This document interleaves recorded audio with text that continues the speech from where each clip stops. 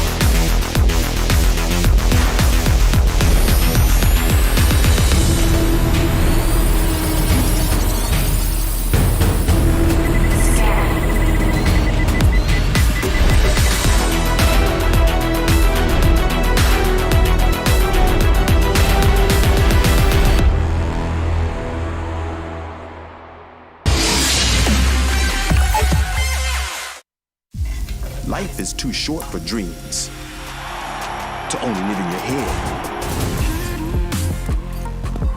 Will you spend your time awake or with your eyes closed? 'Cause writing your name in history can be done in only one way. Committing to your dreams. Making them reality. Are you committed?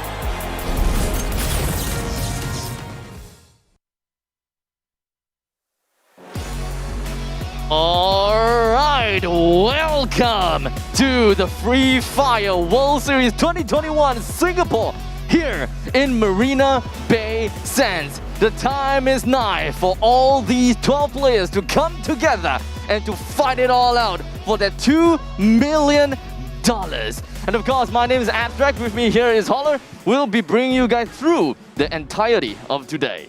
Yeah, and we're going to have the grand finals today, but we had an epic play-in time that was on Friday. We saw 9 teams, and unfortunately only top 3 moved on, but that was a pretty epic showing in the sense that, hey, it was as close as it got. We got First Raiders, they were tops, and we saw that they were very powerful. There's a team from Indonesia. We saw Loud, the team from Brazil. There are no strangers to the Free Fire World Series, as we saw them in 2019. And then finally, we saw HQ's Esports, which made a barn burner of a game, in the sense they had to win out the Booyah to even get here, as they got that elusive 3rd position. Well, the play-ins was definitely something that, at least for me, is something that I did not expect. All the way from match number 1, all the way until match number 6. I was rooting for Viceroy here and there, and of course, unfortunately, they didn't quite perform as much as I wanted. But you know what? The spotlight is not on them anymore. It's more on to HQ Esports, Loud, and of course, we are going to be looking at FR. And of course, for First Raiders, they are definitely a team that I did not expect, even though, you know, they're from Indonesia, and they went head-to-head against Evol's Divine, which we will talk more about that in a while later. In the play-ins itself, we had Loud that managed to get themselves Booyah twice. Yes. And that is big. And despite all of that, Loud has been very consistent. Match number 2, they got themselves 5th place. Match number 3, they got themselves 2nd place. And match number 4, they got themselves 5th place again. So they're constantly at the top of the leaderboards. Yeah, and this game is all about consistency. You don't have to get your Booyahs, you don't have to be that, but you do need to survive, and you do need to get some sort of kills, right? If we're looking at the top 2 kills of the play-ins, First Raiders had 2 players. It was going to be Dark Ol and Ombak. Both of these guys had 15 kills, which is insane, all right? Those are the top 2 in terms of the teams, and that's why they were number 1. And of course, like you said, it's all about the consistency, right? Because there is one team that managed to get themselves into the finals without getting themselves a single Booyah in the play-ins the day before yesterday. And of course, that goes to HQ Esports. You know, the match number 1, it wasn't that fabulous. It wasn't like everyone, all eyes on them kind of thing. They were ranked number 7 in match number 1. And subsequently, in match number 2, they were ranked number 4th, and then 4th, and then 4th again. And only on match number 5, they came on top with 2nd place. No Booyahs at all for them, but yet they were dominating the other competitions just because of how consistent they are. Yeah, and actually, HQ Esports, they tend to play a consistent style, and they tend to like spread the kills all around. But actually, what happened was that going into that final match, they had to have a monster game, right? And so what happened was Neo now is like, all right, I'm gonna take this team, put it on my shoulders, let's go, because I'm carrying you. He had 16 kills by the end of the night. That is the most throughout the play-ins. This is your MVP going in, and it was on the 3rd place team. The time was, the time is now, at least for 2 days ago. But now, this is just where things are starting to get more and more, scary for them. Because play-ins and the finals, the playoffs itself, it is 2 completely different ball game, right? Yes. Because we're looking at big team, big names. We're looking at Silence. We're looking at Evol's Divine. We're looking at so many other teams. VIP Esports versus Sky Team A's. My God, there's just so many of these teams which I can't talk much. I can't talk talk too much about them because there's too many things to say. There's too many good teams. Look, and Fluxor as well. Fluxor is definitely on that high on that list as well. But if I'm going to go back to First Raiders, we have to understand that this is a team that they had a television show, like basically an Indonesian Idol for Free Fire. Yep. And they found the 5 best solo players and they put them on a team. In the beginning, they suffered. They weren't very good in terms of their consistency because they were just all ultimate top fraggers, right? It took but some time. This team took some time and they started to gel, and you see the power of what they have today. And I would not be surprised if the other countries decide to do the same strategy of maybe having a television show to recruit your finest players. Yep. So just within Indonesia itself, we're looking at First Raiders, we're also looking at EVOS Divine. Both of them neck and neck, toe to toe, and seeing them in the finals like that together is kind of tough for me to even put a power rankings here. And speaking of that power ranking, here in, down in Brazil, right, we are also looking at Loud, right? Loud and Fluxo, both of them is literally head to head, neck and neck.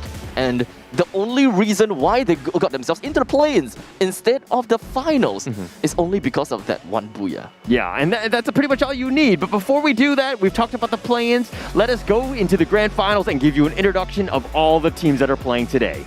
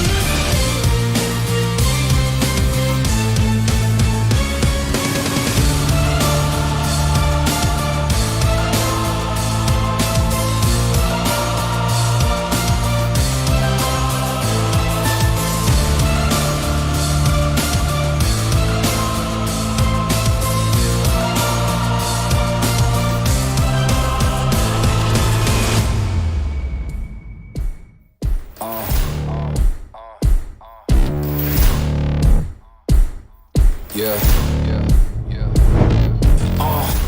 Pardon me and my tone. You can't step to my throne. They ain't working like me. I did this on my own.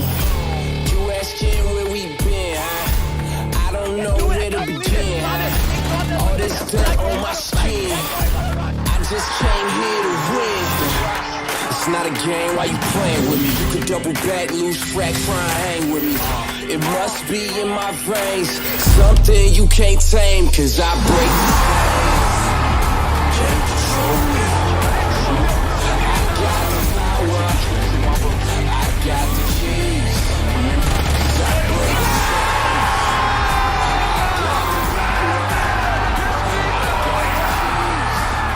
Cause I break the chains. They try to hold me, I'ma push back. Just wait and you'll see.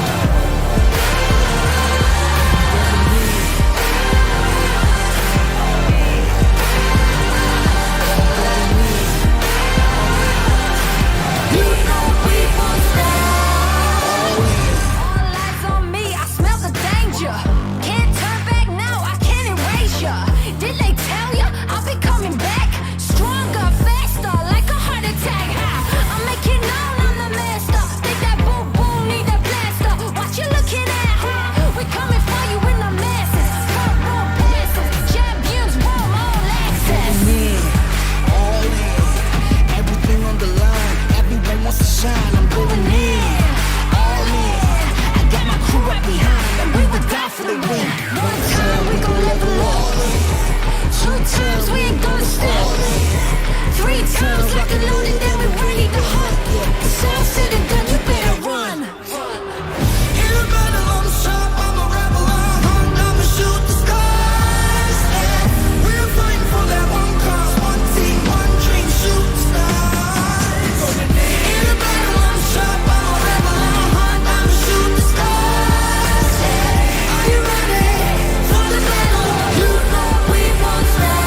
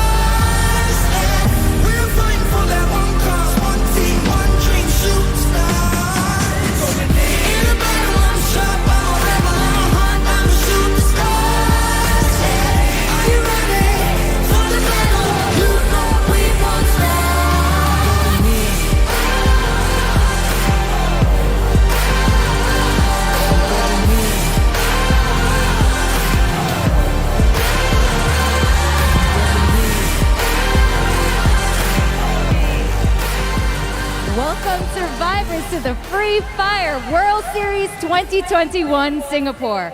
It's been a long 2 years, but we are back. I'm your host, Victoria Chang, and I'm here at the Sands Expo and Convention Center at Marina Bay Sands. And I'm excited to bring you the action from the finals of the World Series, supported by the Singapore Tourism Board. Now, the World Series is dedicated to the fans and followers of Free Fire esports around the world. You spoke and we listened. And it was your passion that inspired us to bring you the games today and bring together all the best teams from around the world to compete for the top prize. Now, we did face a lot of hurdles to make today happen, but standing here now has made it all worth it. Hundreds of teams competed in the pro leagues all around the world, and we are now down to the final 12 teams from 11 regions. They'll be competing for the lion's share of $2 million and the chance to be crowned world champion of Free Fire. Now, we are going to see today who is going to have the most booyahs and who is going to leave the battleground victorious. Stay tuned for all the action.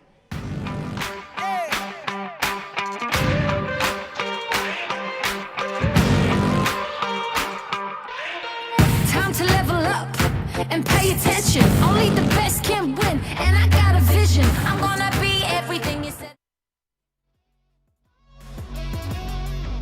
Today is the day where we will only crown one team as the winner, and only one team will go back home with that trophy right at the back. Of course, the Free Fire World Series 2021 Singapore is proudly brought to you by ROG. Thanks to ROG with their phone and their headsets, as they are our official gaming gear of Free Fire World Series 2021. Yeah, and those are both great phones, and we're lucky to have them. All of the players right now are using both of those phones and the headsets right now. So while they're right behind us, they actually can't hear us. Ah, yes, because everything is just so good. The way that they're playing, because for what I know, right, ROG phone is like the best gaming phone there is, and you can pretty much play it at massive amount of hertz. I can't exactly remember exactly what, because it's so much. You know, there's so much that my eyes can't even like know if it's 90, 140, 120, because that's just so clear. Everything is just like it's like real life. Yeah. I mean, it's a great one there, and we're lucky to have them as a sponsor here, and then we're going in the grand finals. We're going to crown a winner for $2 million in terms of the prize pool, and there's going to be 12 teams going at it, and I'm looking forward to this tournament. What are your thoughts on at least the seeded teams here? Well, we have a lot of promising teams after all. Let us just run through and run down who are the ones that will be playing tonight. Starting off, we are going to be looking at Fluxo, Team Ace, Geek Fam, Burst the Sky, Evil's Divine, Silence, Phoenix Force, VIP Esports, Goddess, First Raiders, Loud, and finally, HQ Esports. Yeah, and those bottom three First Raiders, Loud, HQ Esports, they had to earn their way to get in here. They're getting top 3 of the play-ins, and now they're going to be facing an even bigger task of facing the final seeded teams. And I feel like this is like an end boss, raid boss. It is. Every team is loaded. This is going to be a crazy tournament. This is gonna be tough for all of them. They have went through the tough play-ins whereby they have to fight all of the other players within the play-ins, all 6 teams, and they came up right on top, and they have to now fight the big bosses of the FFWS 2021. And just looking at their logos, man, oh man, are they all intimidating. Yeah, they're all intimidating except for the Loud one. I think it looks more like a play sign more than anything else. But here is the prize pool. This is what we're talking about. First place is going to bring home $500,000. Second place, $250,000, and so forth. But you definitely want to be in the top 2 because you're making the money here. But you're not going to go home empty-handed. We're going to send you a parting gift of at least $60,000, seeing as that you made it to the finals today. Can you imagine? First place, $500,000. And USD at that. That is a lot. And all in all, in order to get yourself striving all the way up top to be the first place, you, well, have got to get yourself in the first place match individually. Because once you get yourself first place in each matches, you are going to be going back with a total of 12 points for being first place, 9 points from second, and followed by 8, 7, 6, 5, 4, 3, 2, 1, and 0. Do note that if you're ranked 11 and 12, you would not get any placement points. And tiebreaker rules, very important in Free Fire. We just saw, at least in the LBFF, that's the Brazilian league, we saw Fluxor and Loud, they actually ended up tying, and it came down to the number of booyahs, and so that's what, that was the tiebreaker for them, and Fluxor was number 1 because of that, and they're in because of that. Well, and now, of course, how the maps are going to be played. Match number 1 is going to be onto Bermuda. Match number 2 onto Kalahari. Match number 3 onto Purgatory. And finally, the cycle continues. At match 4 to match 6, we'll be looking at Bermuda, Kalahari, and Purgatory once again. Yeah, and so all of those maps have stayed the same in terms of size, of course, right? But from the play-ins where we had 9 teams, and now we've got 12 teams, teams really need to adjust because there's not going to be as much real estate. They're going to have to fight probably a little bit earlier, and it's just going to be fireworks from the first minute on. Yep. Here's where things start to get a little bit different, right? Because league stage, play-in stage, and playoff stage, they are all extremely different. At least for the league stages, you have time to kind of just wander around, kind of understand how the opponents play. But when it comes to the play-ins, especially for the day before yesterday, we have only 9 teams. So you can pretty much be sure that each team will have a destination of their own, a nice landmark for their own, and they can play very safely. But today, 12 teams, you can guarantee, or rather I can guarantee you, that there will be at least 2 teams that will clash together. Which are those teams? I have no idea. Loud is definitely not going to be one of them. Okay, well, maybe. That said, let's talk about unexpected teams. Like in terms of at least this grand finals, who was an unexpected team, at least in your perspective? HQ Esports. Okay, that is definitely coming out of absolutely nowhere, because starting from match number 1 is the time where we kind of take a look at all the teams and like, this is promising, this is promising, this is promising. Like DEA, we had our eyes out for DEA, but in the end, they just got completely flushed out by HQ Esports, despite the 7th place that they got themselves in match number 1, and then they're just slowly getting themselves to climb every single game at match 2, 3, and 4. 4th place, like they came out from absolutely absolutely nowhere. Yeah, and okay. To DEA's credit, okay, let's just do the quick point system, right? First Raiders had 79, they were clear favorites. Loud had 75, those are top two. Let's put those aside, right? The next three were in contention at that last match, right? Which is going to be HQ Esports, DEA, and Singularity. HQ Esports and DEA actually had 58 points apiece. It came down to the tiebreakers, all the kills, and that's why you see HQ Esports and DEA going home. HQ Esports, well, they have been marking every single one of the opponents in the last match, match number 6. They killed people. They went all around. They went downtown, man. And that is the reason why they are out there, prepared and ready to rock and roll. Okay, well, let's talk about tournament winner. What is your in terms of prediction, right? Obviously, we don't know who's going to win. We don't know, yes. But who do you like going in? Well, I'm just going to say this. Russia teams are strong. Okay. And of course, the Russia team that I'm talking about here is going to be Silence. Silence, they're strong. And they even have two players from Spire. And of course, there's Zamaro is definitely one of them. And Purgatory is also going to be one of them. Unfortunately, I think the Purgatory is a sub. So maybe we might be able to see something a little bit different. Okay. All right, but let's quickly go into the team intro.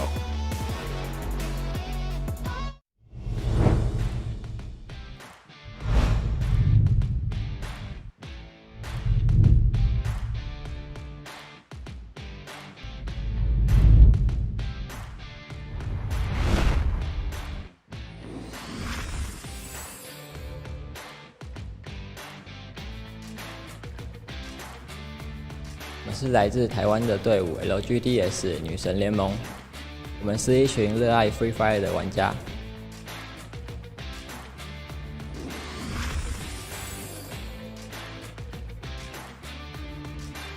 Chào tất cả mọi người, chúng mình là BTS, chúng mình đến từ Việt Nam và chúng mình đến đây để tham gia giải đấu lớn nhất của Free Fire.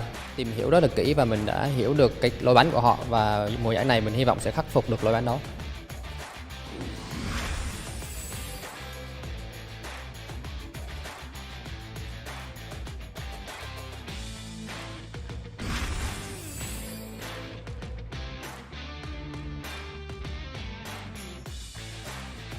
Gue mau ceritain tim EVOS Esports ke Singapura ini punya semangat tinggi untuk menjuarai Free Fire World Series 2021.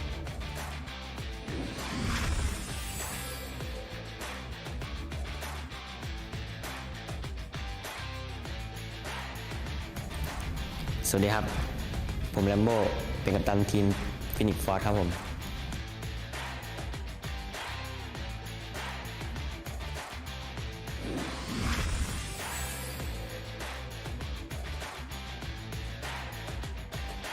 Hai, saya Aziz, wakil untuk pasukan Geek Fam. Kami menjuarai MCP Season 1 dan layak untuk mewakili Malaysia dalam Free Fire World Series Final.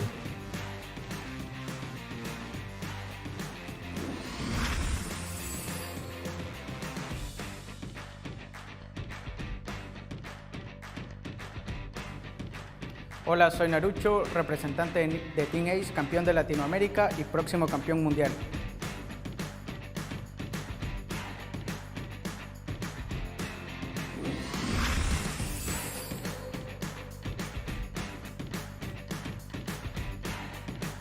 Eram pessoas que me assistiam, meus fãs e tudo mais, e hoje tá brilhando junto comigo. Quem sabe você aí também não segue o fluxo. Tamo junto.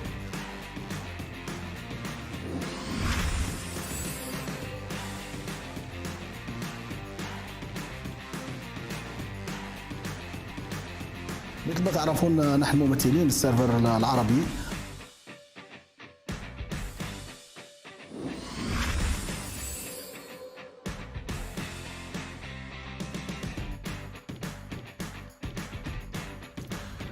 Bom, o que eu tenho a dizer sobre a Loud é que todos nós formamos uma família muito boa.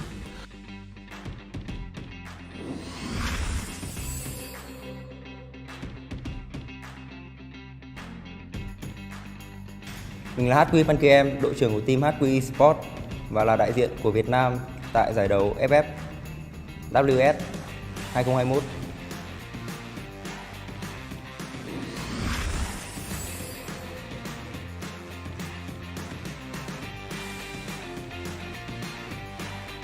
Halo, namaku Ever Darkol. Aku kapten dari tim First Raider, perwakilan dari Indonesia.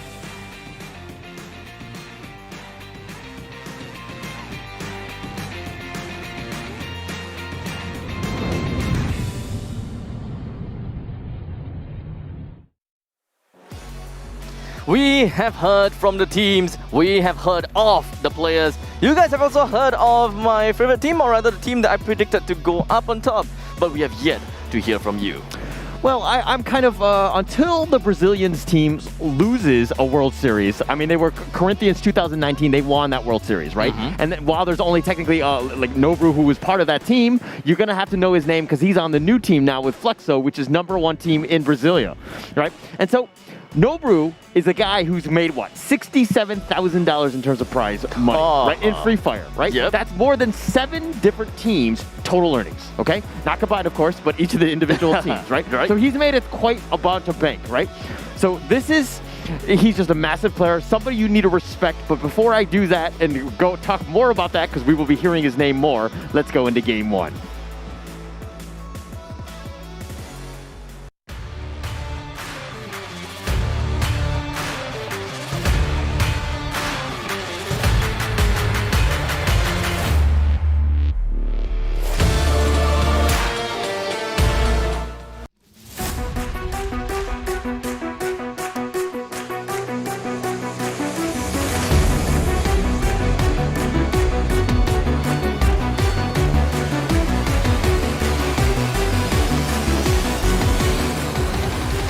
Alright, ladies and gentlemen, we are in, of course. This is going to one in Bermuda, the Free Fire World Series Singapore 2021.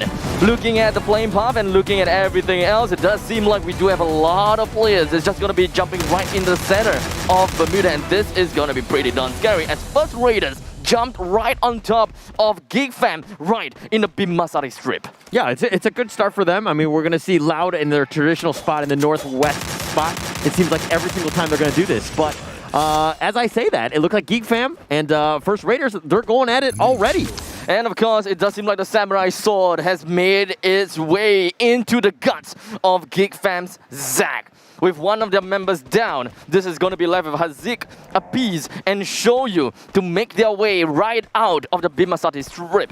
Our First Raiders that came all the way in from the play-ins, they got themselves the first blood. And of course, that is eliminating one of their core rivals, Geek Fam from Malaysia. Oh, that's a massive one, especially in the first minute of the game. This is like going into a fight and you losing like your left arm kind of thing. Now you're kind of have to deal with what you can do. 3 people, not a great situation. So this pretty much means for Geek Fam that they need to play super defensive, make sure they don't take any unnecessary fights because they need to survive. Maybe they can look to third party at a later time. I don't think that most of them have too much weapons on them. They shouldn't have too much weapons, ammo, or any kinds of utility. So they have to watch out. Whatever that they're doing, they need to run far, far away, especially since Darkhole, he is on a hunt. Right around the on the electrical tower, Darkhole runs right into the face of Appease, drops down the Time Turner. He also drops down the glue wall. I'm not too sure if whether Appease can even hold this ground for long. But one thing's for sure is that Darkhole, he understands that he's in a precarious positioning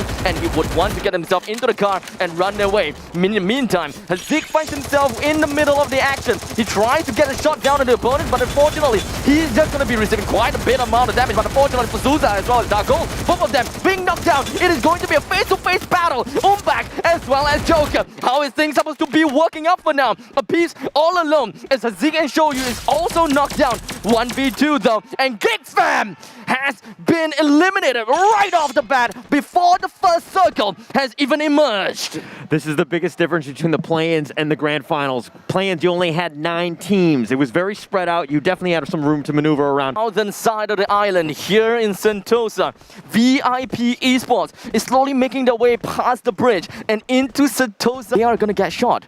or they are going to find and spot their opponents first. And a little bit closer, maybe they can look to gatekeep as they cross that bridge next. This circle, though, it is quite a disaster coming in. Take a look at this. This all the way down to the southern side of the island. We do observe quite a bit of teams that's actually in the northern side. So we're looking at HQ Esports. We're looking at Loud, EVOS Divine. We also have one member coming in from BDS. The way that they're moving is most likely they're going to be moving down south, right into Bimasati Strip, and that is going to bump them right on top of First Raiders. First Raiders should know that they are way too close into the center of the ways away. Silence is way up in the north. Loud is up next. Close into the center of the ways away. Silence is way up in the north. Loud is up next, and EVOS kind of a little bit closer. It's going to be very difficult for them to try to make their way to the circle, especially since First Raiders are kind of in that top area, and they could look to maybe do a little pincer maneuver later. You know, we talked about the fact that Loud likes to jump themselves into the northern part of the island. It doesn't seem like they have changed that up at all. They went to the top side, and it does seem like we do have EVOS as well as HQ Esports. They are we've got Silence that's very close to Loud. So the Zmaro as well as DD getting themselves closer and closer over to the side of Loud as they, bump themselves from buildings to buildings. Right, and Skyrox and DD, both of them just ziplined in very close, and they're going to know that all of the loot has been gone. Loud has already looted everything, and they're making their way around, but they're going to be completely surrounded right now, and Silence are in position. Loud are sticking together, if anything. They're getting some shots here, and Joanna with a nice knock on them. And just like that, it does seem like we are going to be looking at quite a big fight incoming soon. We might be looking at 3 teams or even 4 teams coming in together at this moment in time. We do have First Raiders. They're still holding themselves up right inside of the big building, and this doesn't seem like things are going to be looking well for them. While Silence, they do have a little bit of eyes onto Loud, as Loud Kaon gets himself one onto Sam, and this is not the fight that I was expecting. I was expecting that Loud is the one that's going down instead of EVOS Divine. How is things going to unfold as we look at Kaon slowly jumping down the building? Yeah, Will got picked off from Loud. Sammy got picked off from EVOS as well. So, I mean, they're not coming home unscathed. They did get some damage there.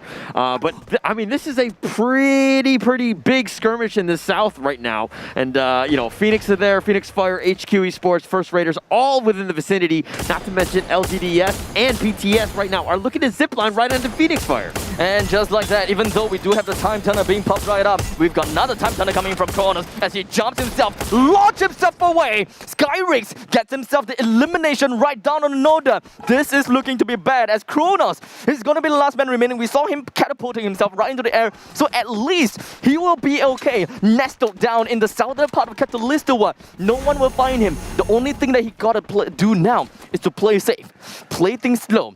Don't engage with the opponents, go for the placements. Yeah, and Loud here, completely different from the play-ins, understanding that with more pressure, more aggressive, I mean, there's just more teams, right? So they're gonna jump on you. Last time in the play-ins, they had all day. You didn't really see these guys until like 10 minutes into the game. This time, they're getting picked off, and Kronos right now, last survivor, he just wants to save for points. And for now, VIP Esports all the way in the bottom side. Down south, we are looking at them still coming in close with Team Ace. I'm surprised. These two have not come into, any deep action just yet.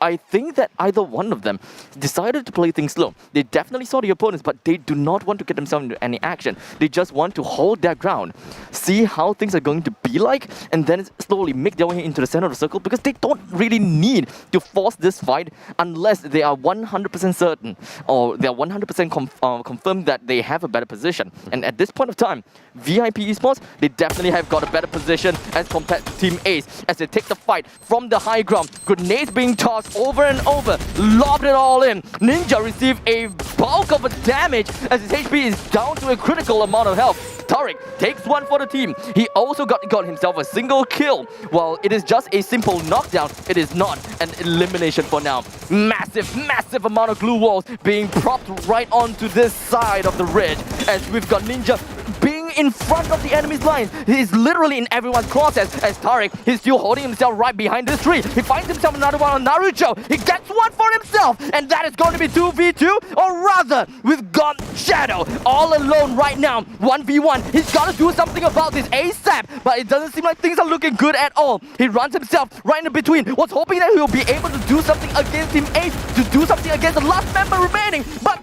VIP Esports, he found himself dumbfounded, flabbergasted, as all of the team, all the team members from Team Ace has already been resurrected. Yeah, and Ace here, they were going up in what was a trap by VIP. They thought they had the high ground. They thought they were walking in and they were just going to destroy everybody. But Ace was just able to outplay that one, made a very decisive move and completely wiped them out, proving to be the far superior team as they're up 3-0. I mean, yes, they lost Carlos, which is their 2020 MVP, which is pretty massive, but going in, that's still, when you got an entire team wipe, that's a good one. 12th place and 11th place has already been crowned, and thus VIP Esports as well, GeekFam, they will not be receiving any placement points for themselves. From this point onwards, we will be looking at placement points for the 10th place with 1 point, followed by 2, 3, 4, 5, 6, all the way to the first place with a total of 12. Which team is going to be the one that holds out the longest? Will Loud be able to get themselves to the podium finish despite only having one member left? Yeah, look where he is. He's on the entire western side of the map right now. He's completely by himself, maybe just hiding in a corner, maybe crying, singing a lullaby. I'm not sure what he's doing, but he's all by himself. That's where he needs to be. He needs to be safe. But if we're looking more towards the middle, man, this is where the circle is, and things are going to start happening as that the next circle starts to close in on everybody. Too many things going on here within our factory. Let's summarize things for a little bit. We do have First Raiders down south of factory. We do have Phoenix Force up north, a little bit towards the western side, if I may. They are just right around the outskirts of factory, inside of factory, and I would like to believe that they are holding up onto the second floor as well as the rooftop. It is going to be Burst the Sky. So, you know, BTS, they're holding in well. I believe that they're probably going to have their BTS concert inside of this factory sometime soon. But we also are going to be looking at Silence, where they maybe would want to silence this, well, this performance. Yeah, right now you need to just fortify, bunker down. There's no need to panic. There's no need to go out, especially if you've got all the, the utility and you've already picked up all the inventory that you need. There's no need to be aggressive. As I say that, Mr. 05 and Kronos is making some plays all by himself. This is the lone wolf, and Kronos is gonna get at least a kill for Loud there. Well, it is not executed just yet though. It is a single knockdown. He exposed his position and he knows that he may very well be in danger. And all the other teams in this current map, they definitely know that Loud, we're looking at one last straggler. Because if they paid attention to the Q feed, they should know that 3 of the members from Loud is already dead. And Kronos, being the last man remaining, I'm surprised that HQ Esports did not just rush into the face of Loud, or maybe, well, they have great discipline. Yeah, but look at the next danger zone, right dead smack in the middle, and that's where how many teams? 1, 2, 3, 4, 5, 6 potential teams that are in that red zone. They do need to be careful. It goes away now, but this is a smaller circle. It's going to make it extremely tight, considering there's, 10 teams still left alive. Look, we have factory inside of this circle. We can ensure a lot of vertical chaos right in this small little building. We can understand that probably a lot of people would be inside of factory, or they would just avoid it like a plague. Whoever's smart enough, and I think that is going to be Loud, because he's pretty much inside of Clock Tower. He will make full use of the containers that is just right outside of Clock Tower, somewhere in the southeastern side, and just hold it in there. But that could also be a very vulnerable spot, because anyone from the southern side, they can still kind of wrap around, play around the extremities, and get themselves to Clock Tower if, well, they're smart enough. And LGDS, or AKA Goddess, they're just kind of sticking around, bunkering down. Everybody's taking a certain part of the factory. Right now, it's just with different little pieces. You're getting some sort of shots in. Evos and MR5, Godkill are exchanging firefight right now, but nobody's really hitting their shots considering it's just so far away. It does seem like some shots is going to be happening inside the factory. The time turner being popped up by Java, as well as a couple of glue walls coming in from First Raiders. They're just trying to lob in the grenades. They're trying to find something on the side of Fluxo. Would they be able to get it out though? But it does seem like it's just going to be an instant jump in, coming in from the opponent's side. Dark Gold is holding his own, but unfortunately, I don't think that he will be able to hold it out all by himself though. Joppa coming from the back. It doesn't seem like FR, they are going to go down without a fight just yet. Joker comes in the nick of time. They will be able to successfully resurrect the two other remaining characters just because of this one player.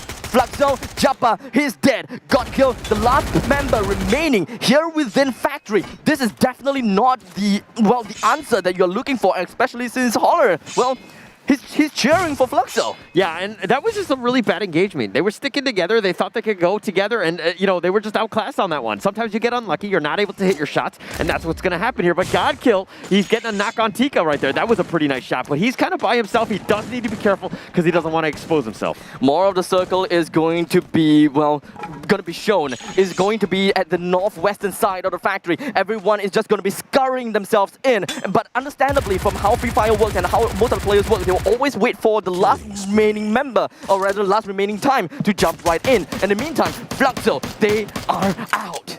Yeah, that's a pretty massive one. They were tournament favorites. They were my favorite, losing out and getting, I think we're going to see like 1 point or 2 points. I'm not entirely sure on that one. But, nonetheless, they're in not a great spot there. But look at the rest of them. Loud is hanging on a thread. HQ Esports has Tyson. He's the only one left. Evo says 3. Ace says 3 as well. And it's going to get super tight as we get into the next circle. This, ladies and gentlemen, this is what I'm talking about when it is the vertical chaos that is about to happen. For now, First Raiders, total of 8 kills. HQ Esports eliminated by Street. Evos, they are heading somewhere. It does seem like they're going to play around the verticality, just going to be playing by the extremities, just by a little bit. As the Cruz, he does have a grenade launcher, by the way. He manages to bring Bruce down, coming in from Goddess. Make that 2! 2 of them has been eliminated, 1 of them knocked down. We're going to be looking at one last member, and it is going to be ETA. What exactly must he do to hold himself up? But in the meantime, what we're talking about Goddess's last member, Loud's last member, is still alive though. Yeah, and Skyrix here. He's got 2 kills already. He is the lesser-known cousin of Skillrex right there, and he's got 2 kills. He's leading his team. They've got 3 right now, and they're getting some firefight action here as they're trading shots with Gaddis here. And it's for now. This is probably going to be the last circle. It is just going to be centered right on top of, Phoenix Force. They are just holding it down right in the middle, bunkering down. They do have some crates for themselves, but inside the Factory though, this is madness. This is madness. Joker, this is going to be the last member remaining. Dark Gold currently HP is all the way down low as he's slowly bleeding to death, and that is going to be 1 member down from FR as Joanna coming in from the side of Phoenix. They're holding well, man. They are really holding well. Phoenix Force, even though they are in the center, no one is attacking them, or rather they are the one that's just really been putting quite a lot of effort onto the opponent's side. Skyrix takes 1 down. Condemn from BTS, he's down. We do have Spatney. He's going to be looking at quite a lot of opponents. A lot of the glue wall just going to be deployed as well, as he hops himself right on top of the boxes, trying to get himself in the next circle, because this is the point of time where this is circle number 5. Yeah, this is going to be a massive one. Everybody's starting to engage right now. Phoenix Fire, Kronos is actually doing a flanking action from the north. There's just firefights all around, and the Cruise is just tearing it up right now. Loud has been eliminated. Oh! As Vashney, he's currently being knocked down, coming in from Phoenix Force. We have 4 we still only have 3 teams left. Silence, Team Ace, and Phoenix Force. They are just holding themselves in. Team Ace is the kill leader. Phoenix Force outside of the play zone. You can pretty much see that Zamaro is lobbing it on grenades like a boss. And quarter kill coming in is just making things more and more crazy as Joanna picks himself up with a triple. What is going to be looking at a quadra? Yes, we will! A quadra kill definitely going to be credited over to the side of Joanna. Naruto gets himself 3 total kills as well, as everyone else, they are just going to be huddling themselves right in the center of this circle, as we do have Team 8. Naruto just going to be getting himself a kill right onto the Silence. The Silence going to go down on the third place with 2 versus 2. This is going to be the last batch coming in, as Team 8 is just doing whatever they can. Unfortunately, just completely shut down. Coming in by Phoenix Force as Team 8 get themselves down. Phoenix Force gets themselves with the total booyah.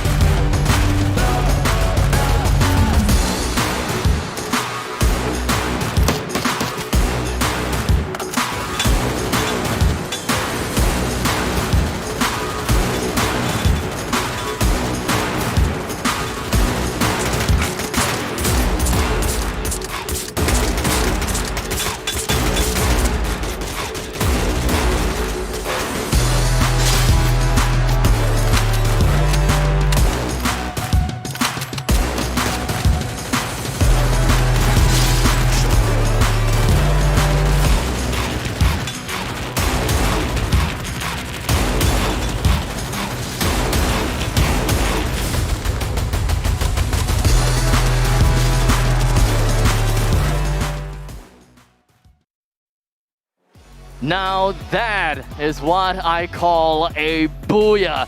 A prime example being set by Phoenix Force as they held their ground all in the middle of the map. Everyone is just scurrying around like little ants, and yet they still came up on top despite being the one that is, well, in the middle. I mean, that was absolute chaos in the end, and I was having a hard time telling exactly what everything was happening, but I saw at least 4 different players, I think 2 from Phoenix Force that got, quad kills themselves, which is going to be absolutely massive. I want to see exactly the number of kills that everyone got, because I think they're going to have a hard time finding out the top 3 with all of this. This is going to be tough. There is absolutely no way that I can even put up some math at the top of my head. I mean, they call me Math Track for a reason, but, well, I can't put it out. Like, who have the most amount of kills? To be honest, that was the thing. It was just so chaotic. I wasn't really sure because once I looked up, I think the Cruz or Joanna, I think one of those 2 players definitely had one. That was just an insane game, and like you saw what happened. Like that circle converged. I think there was like 6 or so teams, and then left and right, everybody was dying. Well, one thing's for sure is despite the fact that First Raiders got out, well, I think around 6th place or something like that, they have got massive amount of kills. This is very different from the play-ins. Like even for example, if you were to be knocked down in like 6th place, you hardly have any kills. Probably 0, 1, or even 2. But this time, looking at First Raiders, they got knocked down somewhere below 3rd place that I know, and I think they've got like 8. Yeah. I think so too. It was definitely around that number. And here's the thing. I mean, you're talking about how play-ins had less teams and all that stuff. The grand finals had 12 teams, and you're just seeing the absolute chaos. But here's the thing. Like, when you saw teams like Fluxo try to go in, be the aggressor, take a team fight 4-on-4, and then the fact that they lost that one, that's absolutely massive, right? You have to ensure that you're hitting your shots, you're making sure that everybody's checking the corners, making sure that you're hitting the right people, and you're focusing down on the right side. Because if you get lost like that and you end up, 11th place, you're going home with 0? Not only 0 points, but 0 points in terms of kills as well. Yikes. And of course, maneuvering around in Free Fire is one of the most important things that you should be looking at, because it's not all about marksmanship, how you move, how you aim, and how the opponents move as well. Yeah.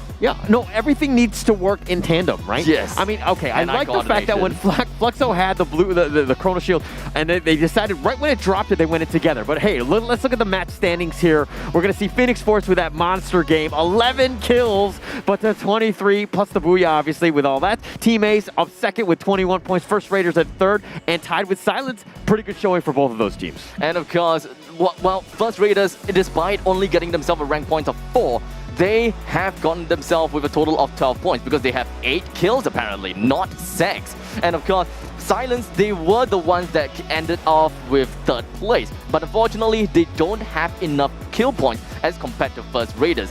It is 12 and 12. And First Raiders and Silence, they are neck and neck. So the game is still pretty close. Yeah, so okay, one of my favorite things was that Kronos from Loud. I gotta give him props. He was the last man standing for the longest period of time, and he got him 8 points, but he's not as good as the Cruz here, who got MVP with 7 kills for Phoenix Force. His name has been popping up like hot pancakes, and not just the Cruz. Joanna is also another member that have got quite a bit of kills to his name. Okay. But, well, Joker, he's got 6 kills coming in from First Raiders. Team Ace, Naruto, have got a total of 5 kills. Yeah, and there were definitely other players that had 4 kills. I know there were at least another one from Phoenix Force. I wasn't sure the exact breakdown, and mind you, this is just kills galore. There's just, too many players, 48 players. I mean, it's just absolutely insane. Yeah, I mean, this is kind of what happens when the circle just converges right on top of Factory, right? There's so many grounds to cover. There's so many covers, literally, whereby you can't get caught by the opponents as long as you just look for your 6. Someone got your 6, you're good. Until the circle pretty much forces you out of the circle. And that is kind of like what Phoenix Force did. They don't rely on Factory itself. They find themselves outside of Factory, and thus, if worst comes to worst, the worst situation is that they have to run inside the Factory. I think that is okay. Yeah. But for the others, if they have to run out of Factory, Phoenix Force, they have already bunkered down, they already made themselves at home, they can just rule out everyone else. Yeah, and that's going to be some good strategy as we go into future games. We're going to take a quick break, and we're going to be back with match 2 right away.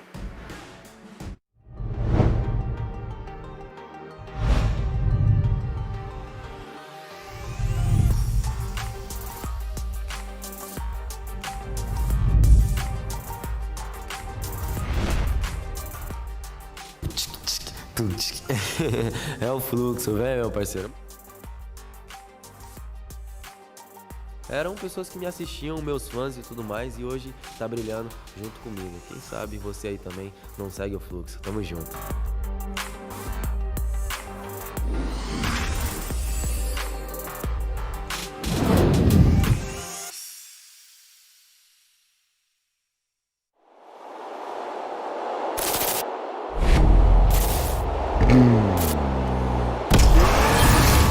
I can't wait to test this out in the game. Wow, this is cool. Guys, strap yourselves in for a brand new racing and gaming collaboration. McLaren and Free Fire have teamed up to bring exclusive McLaren skins to the Free Fire game. Stay tuned on how to unlock these in-game.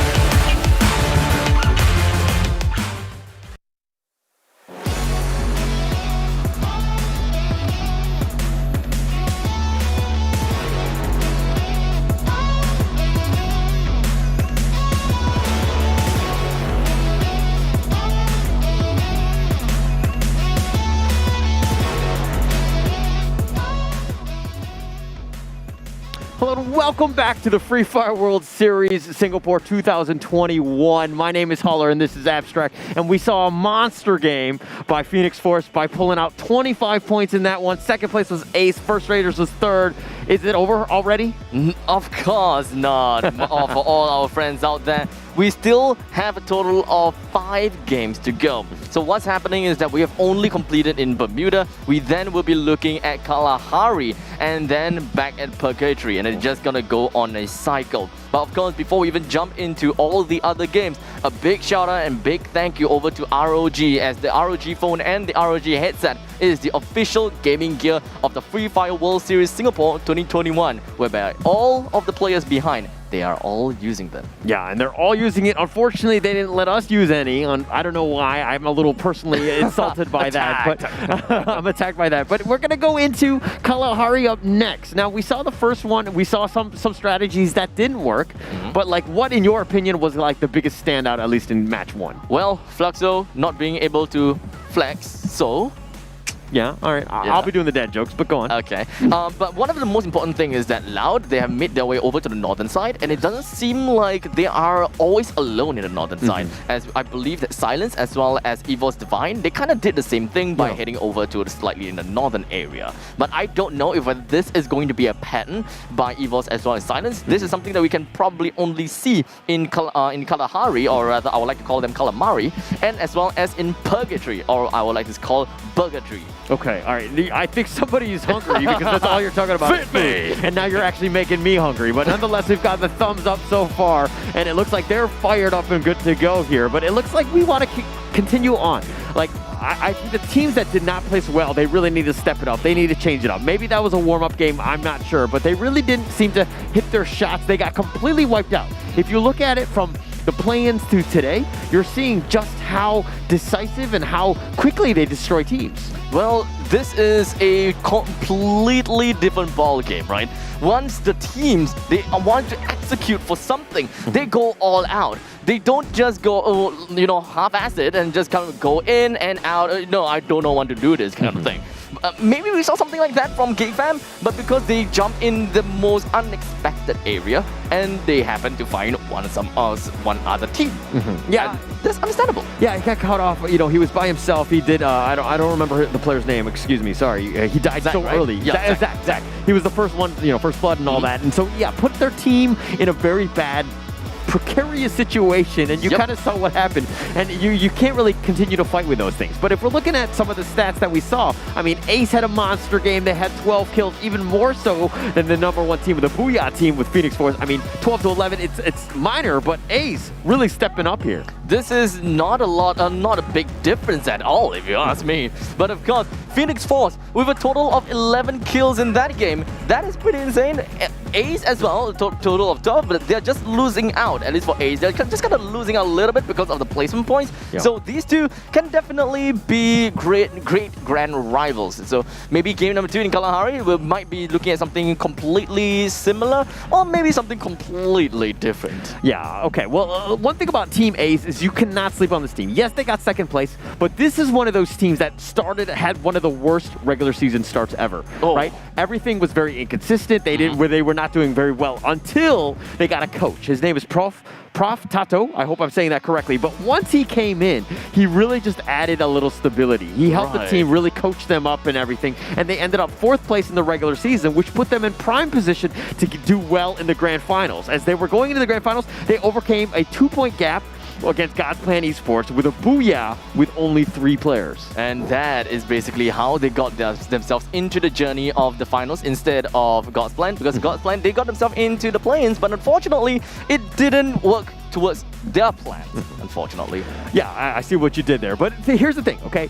This is why every single tiebreaker, winning those things out and making sure that you're in the grand finals as opposed to play-ins is a world of difference. If you're looking at what they had to do, Loud had to literally kill a lot of people to get there, right? First Raiders as well. It was very difficult for a lot of the teams to even potentially get there. You talked about Viceroy, you talked about Singularity, all of these teams that probably had a chance at getting into this. But the thing is that when when you have to play a whole nother event just to get to the main stage, Yikes. things can happen. Yeah, there's just so many unorthodox things that may happen. I talked about Viceroy before, but the league as well as the play-ins, the way that you play it is all completely different. You may be able to adjust based on how game number 1 plays like, especially in Bermuda, and then if the next game is going to be Bermuda again, you can immediately change it up. You want to tackle against some other team, like maybe EVOS. They went over to Sawmill or went over to the Bullseye. I'm gonna go over there. I'm gonna whack them. This kind of stuff, right? Or maybe the same case for GigFam, right? GigFam, we dropped where we dropped. I do not like where we dropped. I'm gonna change somewhere else. I do not want to find them again. But unfortunately, this is something that they will only do at game number 4. And of course, this is what I want to see. A little bit of changes from these teams. But unfortunately, we will not be looking at too much of changes yet because this is just going to be game number 2 in Kalahari. Let's take a look at how these players going to be playing, where they are going to be landing here in Kalahari game number 2.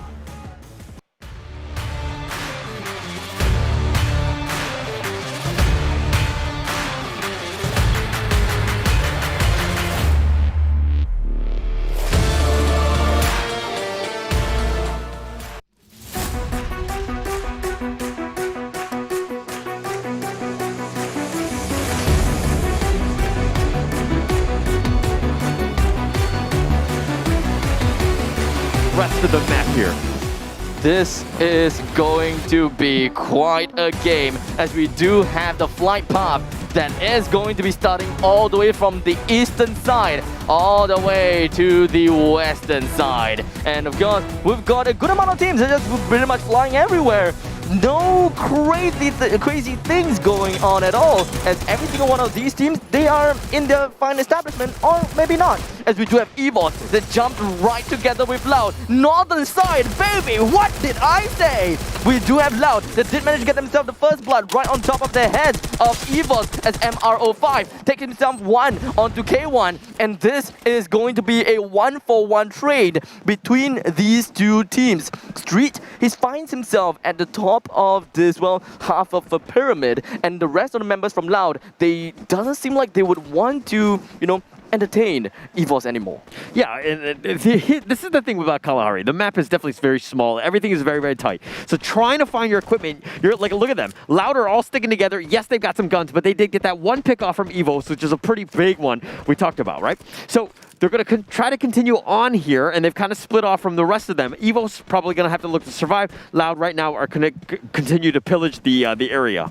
It is 1-for-1 after all. Loud and EVOS, they kind of feel as though like, yo, we are neck and neck, right? We have similar marksmanship. Let's just kind of back off a little bit. Let's give us some breathing space. I'm gonna go this way. You go that way. Let's not disturb one another. Until the point of time where Loud Kronos say, you know what? Let's break this pact. I want to stalk them. Yeah, and we should stick around. I mean, you have numbers. You know that you got that kill. Getting every single kill matters. Every point. It's so important that you make sure that you get as many kills as you can. And if you found like a part of the team, it's up to you to pray and make sure you get the rest of them. MRO5, it does seem like he do have a sliver of idea that Loud is still right around the vicinity. He went all the way out in the open, dropped a glue wall, and then got himself right back into safe place. I'm not too sure exactly what is going to be the game plan from the side of Kronos or from the side of Loud, but they're just sticking around this area. But the good thing is, we are looking at Kalahari after all, and I always repeated this and I always say this. Whenever you're in Kalahari, don't be afraid to go out for a fight because the chances of you being third-partied is very low. I thought you were going to say when you're in Kalahari, you're not to be afraid of calamari, but no, that's not going to happen. Okay. Nonetheless, we're looking in the middle. Fluxor is kind of sticking together. They're kind of doing a little bit of looting action, and they want to be more centralized, which is a little bit different from how they played last map, that is. But they're going to probably look to skirmish in with HQ Esports coming from the west. As it is for now, Loud, they are finally getting themselves out of the vicinity, right inside of Bayfront. EVOS, it does seem like they know what is going on as well. But for now, let's talk a little bit more about the circle, as Goddess got themselves inside of Mammoth, and inside of Mammoth is also going to be some parts of the circle. The circle just going to be comprising the bulk of the island, and Old Hampton is the only place that is not within this area. And we talked about this before many times. Whoever plays in Kalahari, you know that Refinery is the place to go. Yeah, because it's central. It's got, it's got high ground galore. It's got so many different options that you could like potentially be. The last fights, the last circles, if they happen to go to the Refinery, you're gonna have a good time, right? And so you want to make sure that you're there first so that you can get that perfect position and that elevation, which is all important in this game. But of course, we're talking about high risk, high reward. Whichever team that would want to make their way into Refinery, they must be ready for an action. But the thing is, things are slightly different from competitive games, screaming games, and park games. Because there are times whereby people, they just want to contest for Refinery because of the sake of it. That is pug. Whereas for screams, you would want to go over there because, well, why not? I want to kill people. I want to try some tactics out. I want to learn about the other teams. Why not? But in competitive mode, when we are looking at a real competitive setting, dropping into Refinery has got to be one of the most ballsy moves that there is to be. Because, well, there may be a little bit of some kind of a reverse psychology going on about, go to where may be usually busy, but it's actually empty. High risk, high reward, my friend. It's great in terms of positioning. It's going to hold you in for the long term. There's a great amount of loot.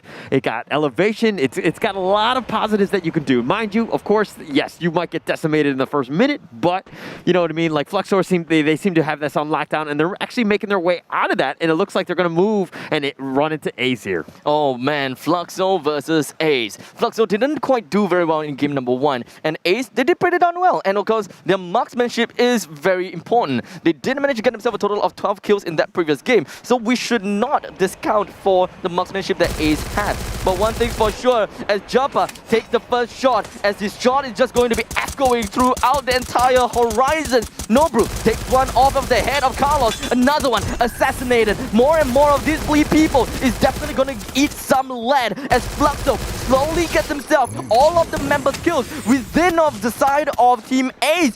3 of them decapitated. The last one is going to be Tiki as he holds himself down inside of the glue wall behind the boxes. Nowhere to go as Fluxo did not give them a chance. They did not pull any punches, and that was a brutal execution. How quickly they fall. Ace here was last, match 2, they got 2nd place. Now they've been dropped out. They get 0 points for this round. I don't think they got a single kill. They're completely knocked out. Japa, here, he has the most kills in the history of LBFF, and you see exactly why. He was by himself, kind of isolated. He saw an entire house of enemies, and he was like, let's go, let's bring it on in, and they came in like SWAT, and they completely wiped out the team. Yeah, they literally got swatted, man. Literally got swatted. And that is what's insane from the side of Fluxo. And I would say that there maybe is a chance of luck involved in that, because we do have one of the members coming from Ace. They were using the third-person view to just kind of make sure that they are scouting outside. But it just so happened that it is the wrong window.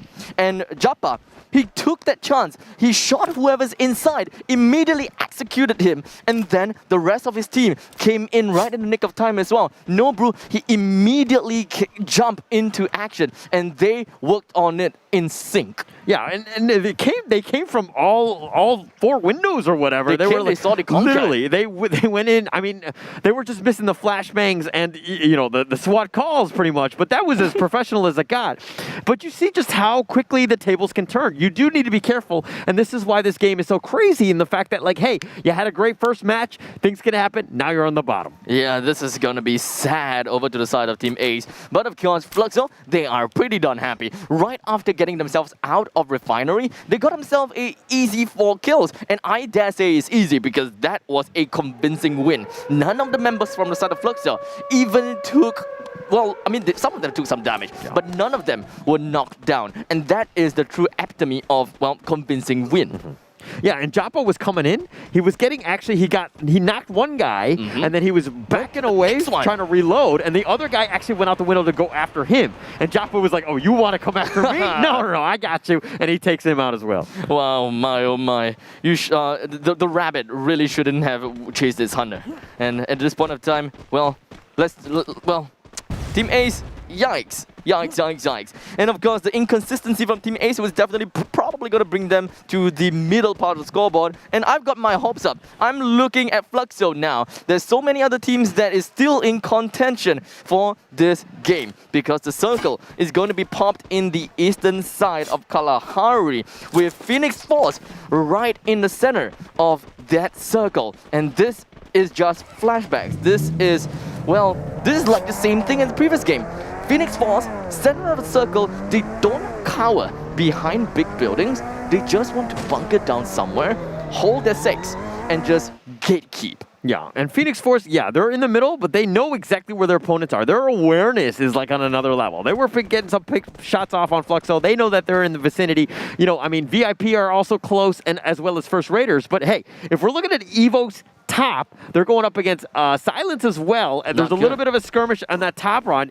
Needs to be careful. This circle is starting to close on down. They're eating the storm. They are just slowly getting ticks and ticks and ticks of damage. But one thing's different is that Silence, they are taking the catapult and they're just flying right through the air. Evos have realized that, you know what, we have missed our chance. So let us just head on through, get ourselves inside the circle and completely avoid Silence. Now that is a good play from Evos. They had good trigger discipline. They do not immediately fight against Silence because they were in a pretty precarious positioning as well, as they are constantly getting themselves hit from the storm. Oh, but Silence are in the position to gatekeep against Loud, who are actually eating some blue damage right now. They're making their way south, but Silence are waiting with their arms open. They're like, all right, you want to come in? Let's go in. Here's a giant hug full of bullets. Well, this is great, right? Because Silence, they pretty much understood that there will be teams that was go around the perimeters of the current circle, because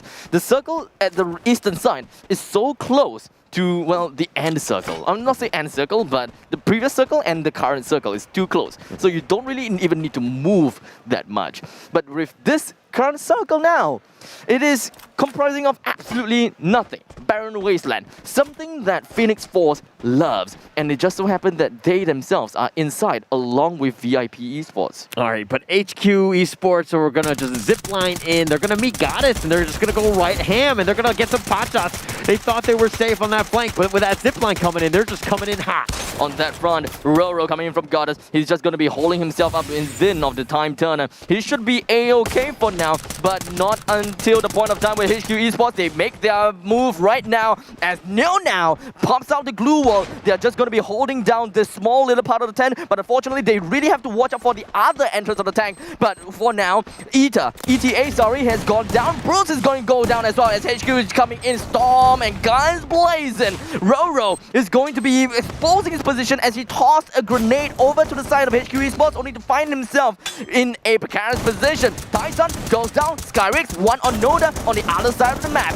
But Funky M is just going to be heading right inside of the faces of LGDS, and of course, Goddess takes the blow. They are going to be ranked at number 11, while none of them even brought a single kill onto the side of their opponents. And that is one easy kill for HQ Esports. That was an absolute disaster for Goddess. They thought they were going to be the ambushing it, or they got ambushed there by HQ Esports. Caught them off guard. They were trying to run, and there were too many things going on, and they were not coordinated at all. And not being able to get a single return kill, that is unacceptable. That is absolutely unacceptable. But you know what else is unacceptable? The fact that we are going to be jumping into the next fight, because things are starting to get chaotic. Things are starting to get fast. As BTS is hiding inside of this crate. He's hiding inside the containers. Did anyone see him at all? As we do have Shin coming in with the grenade launcher. He did manage to get a kill down on the dark hole. He's just going to be popping down the glue wall, holding himself inside. He should be still A-okay, as he is still inside of the circle? I have no idea though. It does seem like from his silhouette, he is a... Yes, Shin, it's okay. Inside the circle, inside the containers. But unfortunately, he has shut himself down inside. Like an otaku he is. But everywhere, all around the map, Shin, with the grenade launcher, got the kill on Umba. Get eliminated at number 9. Definitely something that we did not expect, as Umba constantly getting himself hits and hits and hits. Shin finishes him off with a nice grenade launcher. That is an execute. That's an amazing shot right there, and they really needed that. VIP, though, like they have 0 kills to their name. They gotta find something. It's one thing to survive, but you're getting rewarded, and First Raiders does go down now. They're been the 8th team eliminated here. Shadow's getting some shots on, not actually able to connect on anything, not really doing much damage. Precision shots all around the map. We do have Silence. They are all the way in the northern side. They are definitely going to be gatekeeping against EVOS over here. But I don't think that is going to go too far. Take a look at that grenade! Coming in from VIP Esports. Fluxo is not going to be stopping just yet. Phoenix Force is not going to be stopping as well. You do have a lot of throwables. Just going to be throwing right into the opponent's faces for now. EVOS, Abu is the last man remaining from the side of EVOS. And that is definitely not something that I was expecting, because EVOS, they were strong. They are strong, but what has happened to them? Being sandwiched in between of Fluxo as well as Silence, he's definitely gonna go down. As Dyrix with the nice sniper rifle puts the final lead in between of his eyes. Yeah, and see here, just kind of Silence, that is. They're just trying to third party here. Fluxo, they know that they need to move in. So, Skyrix does get knocked. Nice shot by Joanna, come out of nowhere. And of course, we are gonna be looking at more damage being dealt over to the northeastern side of the map, as HQ Esports and VIP Esports, they are getting closer and closer and closer. But Silence, though, they are the one in the middle of everything else. They're also going to be looking at Fluxo. They're also going to be looking at quite a bit of members here. What exactly is going on? As Zamaro takes one, the Cruz another one, and they have completely nuked out Fluxo. HQ Esports eliminated as well. All around the map, from the north to the south to the east to the west. We are looking at VIP Esports with a total of 4 kills. They have found themselves some opponents on the side of Phoenix Force. On the right side, they are also looking at Silence. They're taking a little bit too much for themselves. They have put themselves down with a couple of glue walls, hitting themselves onto the trees, and they are just going to be leaving the rest of the fight over to the side of Silence to take himself down. But unfortunately, they go down as VIP Esports take onto the helm. 4v4. VIP Esports and as well as Phoenix Force, they're still holding out well. Phoenix Force, what exactly they're doing? They have got a really nice grenade over with a pew pew, baby. And we have Phoenix Force, one man down, managed to get himself a really nice resurrect over here. VIP Esports, Joke goes down, Joanna getting the pistols and the shots and everything else right on top of the opponent's faces as VIP Esports gets themselves down. And what can I say, ladies and gentlemen? We've got the booyah once again for Phoenix Force.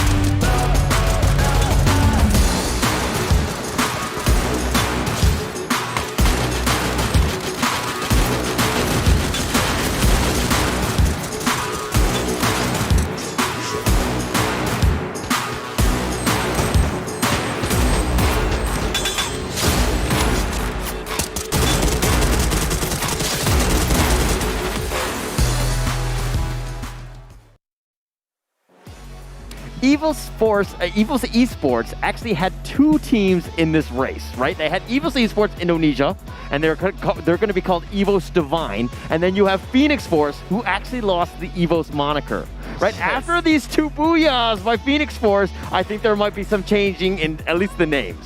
Well, at least in the future tournaments, I would like to say, because well, we pretty much know how names and stuff are being thrown around. But one of the names that should always be thrown around from my mouth to other people's mouth is of course the fact that ROG is the one and only. Because their ROG phone and of course their ROG headsets is the official gaming gear of Free Fire World Series Singapore 2021, whereby all of the players at the back, they are rocking and decking themselves up with such great gears, and they are not going to be missing out a single part of the action, not going to be missing out a single part of the audio.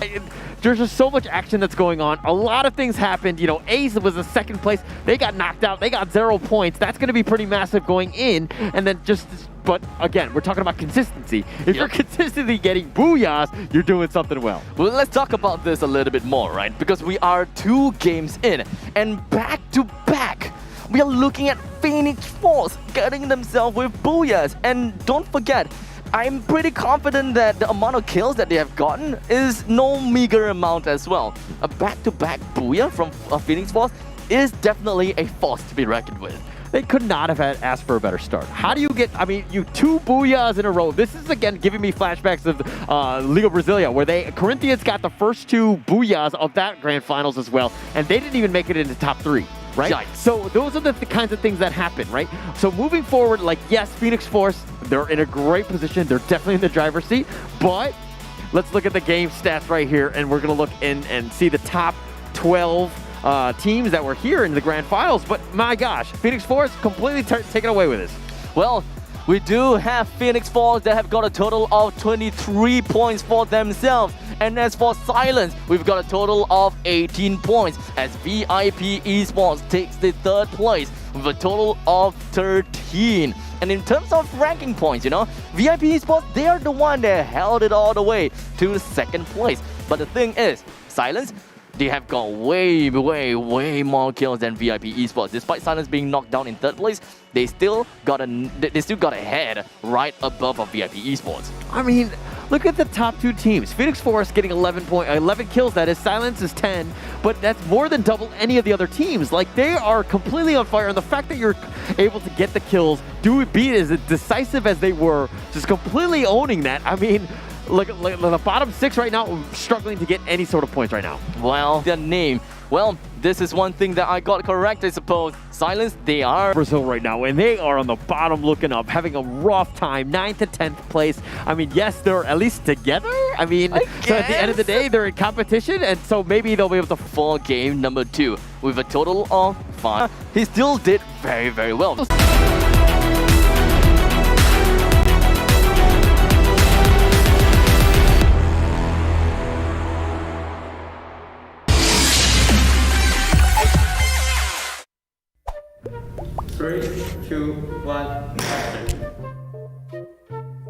Akhir 2019 สำคัญที่สุดในชีวิตของผมก็คือตอนนี้เลยก็ต้องเป็นแชมป์โลกให้ได้ครับผมแชมป์เวอร์ซีรีส์ให้ได้ครับ Nếu mà để lựa chọn một màu để diễn tả tâm trạng của mình thì mình sẽ chọn màu đen. Лидерство. Hari-hari kita mempersiapkan kayak latihan, terus bercanda bareng buat FFWS. Главный оппонент это, конечно же, бразильцы. Хочется проявить. Bertendensi abu paling sering.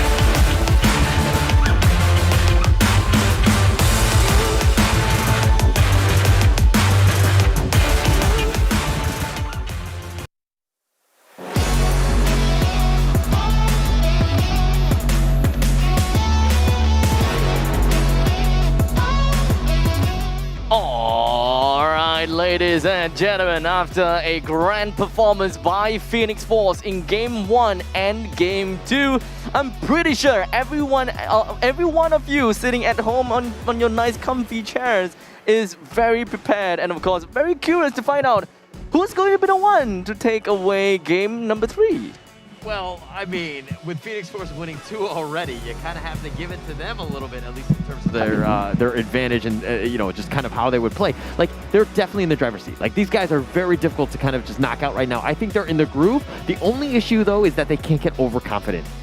Overconfidence is, yikes, one of the bad sins that we always see in esports, right? Yes. They will get overconfident. They kind of think that, oh, yeah, you know what? We can just kind of roll around. We can be, we don't show off too much kind of thing. Like how ROG is showing off their ROG phones and ROG headsets to all these players because they are the official gaming gear of Free Fire World Series Singapore 2021 after all. All right, when you're using an ROG phone and headset, you can pretty much show off because I think you can start to flex at this point, right? Yeah. Like at this point, like you're playing very well and you're seeing exactly how well Phoenix Force is able to do that. They've got an insane amount of kills, more than everyone else. I mean, I don't even know, like, they probably don't want to take their foot off the gas at this point. Yep. Right? You definitely want to just close it out whenever you can. You would want to floor it at this point of time. Yeah, but the thing is that once you start to floor it, you get over-aggressive, you get out there, and then you become vulnerable. So you have to be careful. Yep, there's like this really nice golden zone, this nice little sweet spot,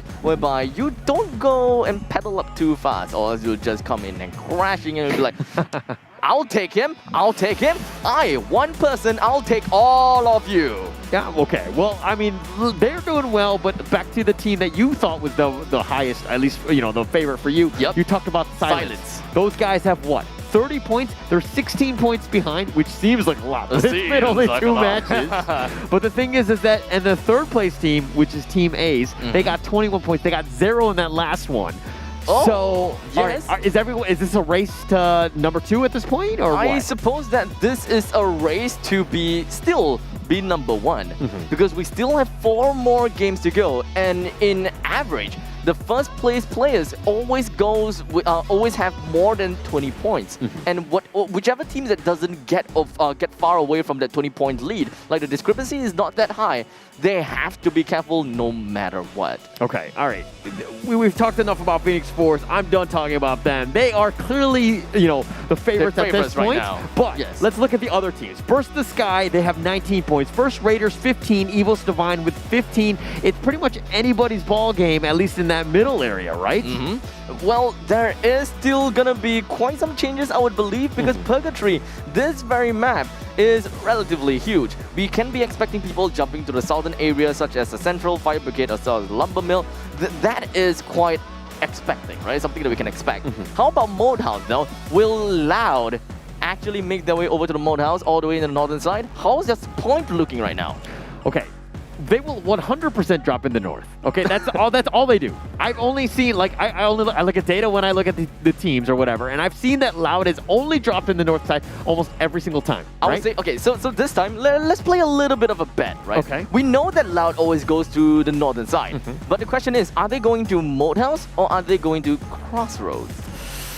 I probably would go Crossroads, but that's just me, and I'm not Loud, and I'm not good at this game. No, but let's keep it as Crossroads for you. I'm gonna be talking about Mode House in the moment that they actually do that. Okay. It will be a fun thing to do. All right, but let's go into Purgatory Match 3 starting right now.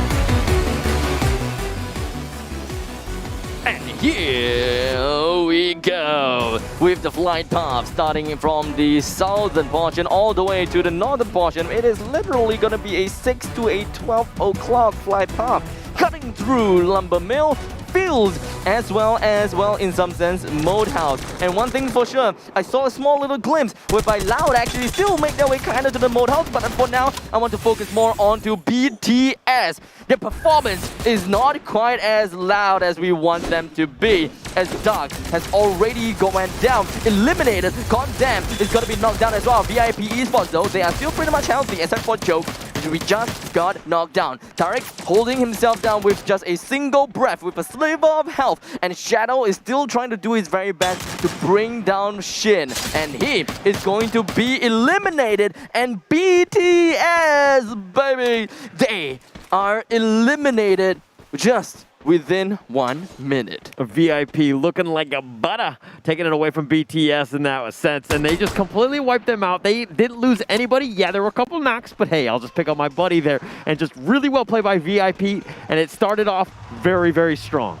VIP, man, oh man, they loud. I really hope that you guys are able to hear their cheers.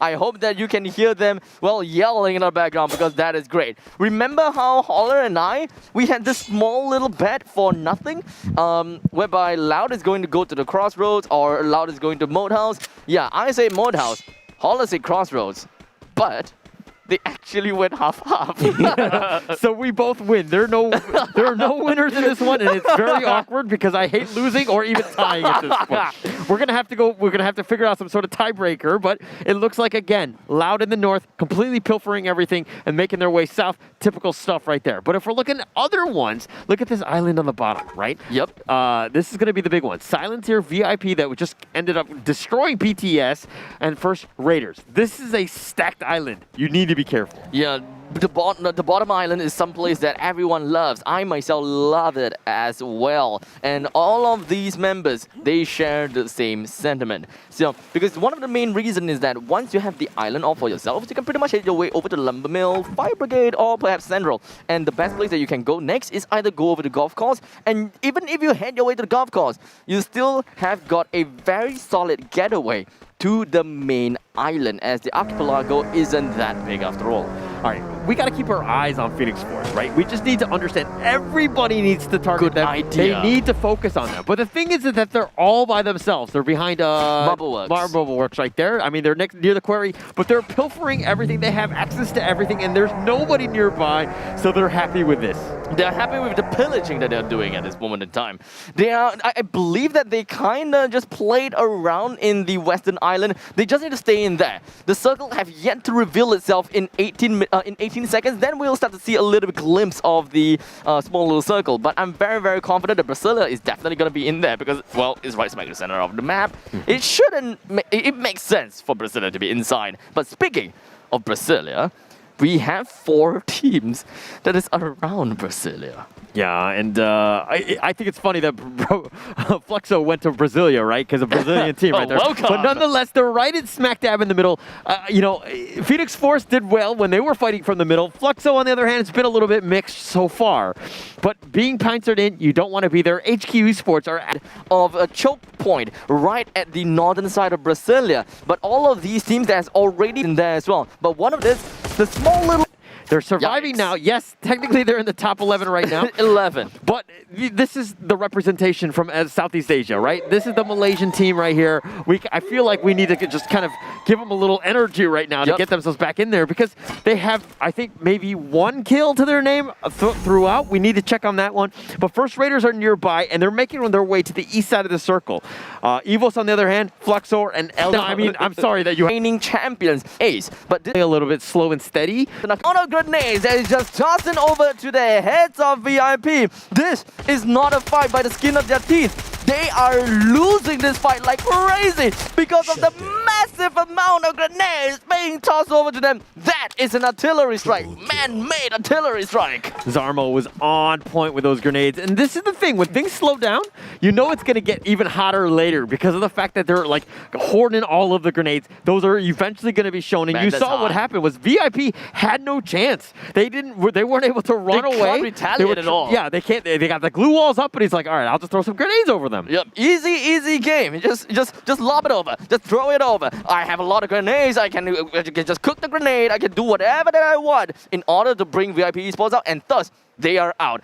12th place will be given over to the side of BTS. 11th place will be given over to the side of VIP Esports. From this point on, the teams will then be able to get themselves some placement points, but still, you would want to gun all the way up to the top. Yeah, your Phoenix Force has got to be loving this. If you're a fan of Phoenix Force, you love the fact that, hey, the second place team, VIP, just got knocked out, got 0 points, right? Yikes, They're trying to catch up with you, not a chance. Gets back knocked down. First match, Ace got second place. The next game, they got knocked out. They got 0 points. So Phoenix Force is like, hey, like anybody that's even close to us, if you get knocked out now, I mean, I'm just going to be loving it. The next team that Phoenix Force should be looking out for is going to be Silence. As Silence, they are pretty happy as they hit themselves in the southern area, and they're not going to be stopping anytime soon. But in the meantime, K1, he gets himself one onto the side of Dark Hole, and Loud, man oh man, they would want to get themselves out of this danger zone as he managed to land a single of that shot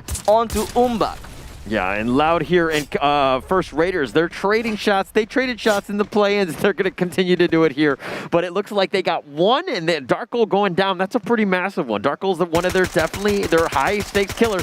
But Vaznik at their Mr. 05 takes him out. All the way down to the southern part. It does seem like Silence, they are doing pretty well against the side of the EVOS Divine as well. But we are going to be sticking it right onto the northern part of the region. We are still looking at Loud tossing the shots over with a 3 times ACOG. K1, he really is dying for some blood from these pirates. First Raiders, as they slowly run themselves down this ridge and get themselves into the farmlands. The question is, can Loud actually land all these shots or not? It doesn't seem like it. Yes, they've got some rifles, but really no sniper action. I mean, we talked about the meta and the fact that how it's going to be close fighters, but it's going to be a very difficult shot. But First Raiders have now fortified into the buildings, but they've kind of walked into the welcoming arms of Geek Fam, which are very close by. Question is, how welcoming are they? I'm pretty sure that they aren't very happy about the fact that, you know, Loud actually pushed First Raider over to Geek Fam, because at this point in time, Loud can be the third-party player over to the side of First Raiders as well as Geek Fam. They can just force Geek Fam and First Raiders to just fight it all out by themselves as the UAV flies above of their head. And Loud, they should be happy. Whatever it is, they just want to wait until the final moment, the nice golden timing to sweep up all the stragglers to pick themselves up with some easy kills. Yeah, Hazik there by himself, though. He was going to be the welcoming committee for First Raiders. And it looks like they've got team back. On back, they got looking pretty darn good as Tikihin rocks it all with the Vector straggling player. And that is going to be Team Ace completely eliminated. Loud with a nice play there, gets a decent amount of kills, but they took some heavy damage themselves. They've only got 2 players left. Will and Noda, those are the only ones. Jaffa right here just doing some rain of terror on HQ. And Nobru does get the nice little knock. HQ Esports are in a bad spot as they're getting shot. This is going to be the firing squad coming from the side of Fluxo, right? They are at the top of this. Stick is 2, you got to be just completely jumping around top of this rock formation. Gets one headshot and right onto Artemis, and that is the complete end. Onto the side of HQ Esports, Phoenix Force, they ain't gonna get nothing of that. They want to move right in with only 3 teams left, with Fluxo's 3 members, Loud 2 members. Phoenix Force, they are happy to take this fight. They are happy to just jump onto one team, bring them all down, and try to be the champion again, to get themselves the booyah. Well, the question is, will they be able to do that? Because Fluxo, they're only gonna be left with Nobru, the star player that you're talking about, the last player of FX. He had to make his way in. He had to just get all the medkits in. But unfortunately, there goes the cruise. The grenade popped in their faces, and now it's gonna be left with Loud, completely eliminated again by Phoenix Force as they get themselves the 3 consecutive kills, 3 consecutive win, 3 consecutive booyah.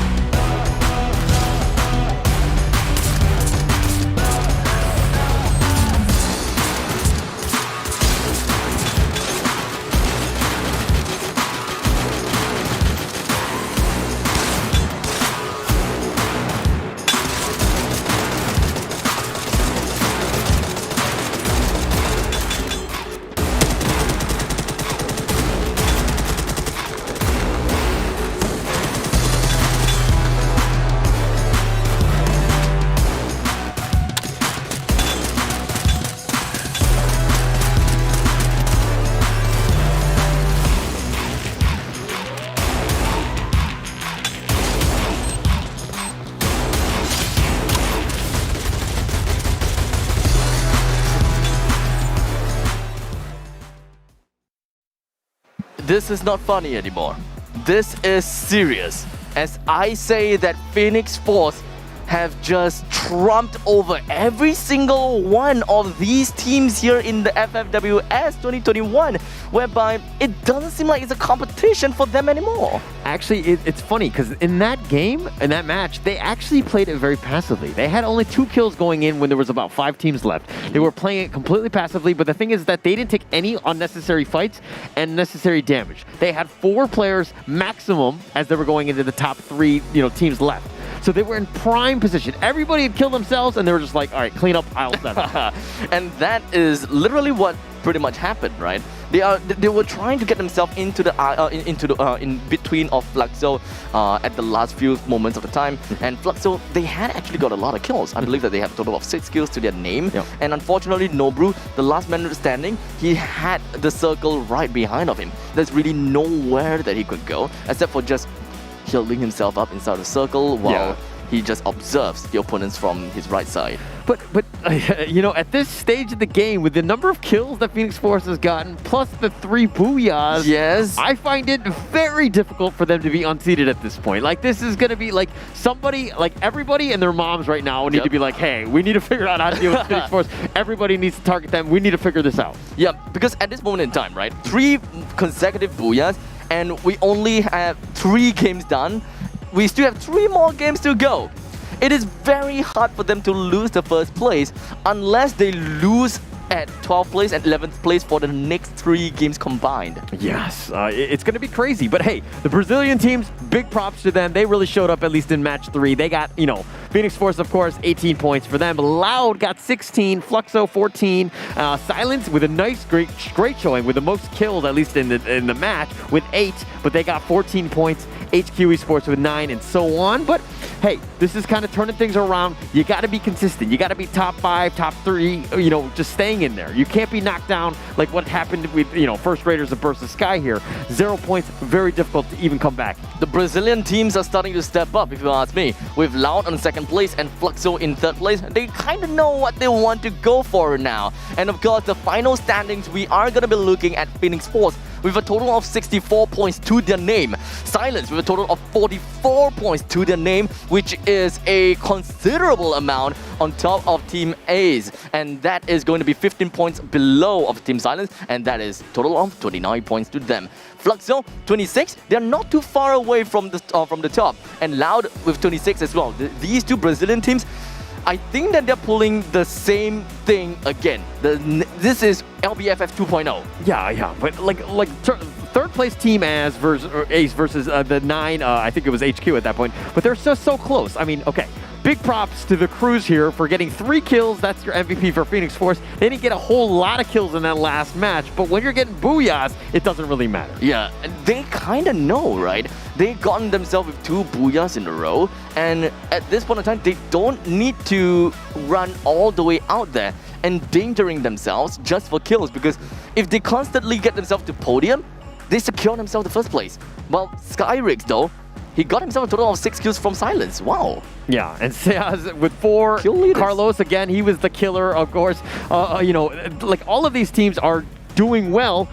Phoenix Force wasn't even top 3 there, but they're able to survive, right? Yep. So it's a very smart play because you know the position that you're in, right? And a big shout out to our sponsor at ROG, the phone and the headsets, both official gaming gear of FFWS 2021. Without them, of course, we would not have had any of this, I mean, in terms of a sponsor. So it's been great to have all of the players playing with those phones. Yep, I'm pretty sure that all these players are absolutely loving the phone, and they can't exactly hear us shouting our hearts out because of the headphones that they are using. Once again, thank you so much to ROG for the sponsorship of their official merchandise over to FFWS. And now, we have concluded the first half of the Free Fire World Series Singapore 2021. I am very, very excited for the second half, because the second half is what is going to decide who is going to be the winner. Is it really going to be Phoenix Force? Or are we going to be looking at someone that completely trumps over them? That is something that you guys will have to find out after a short break.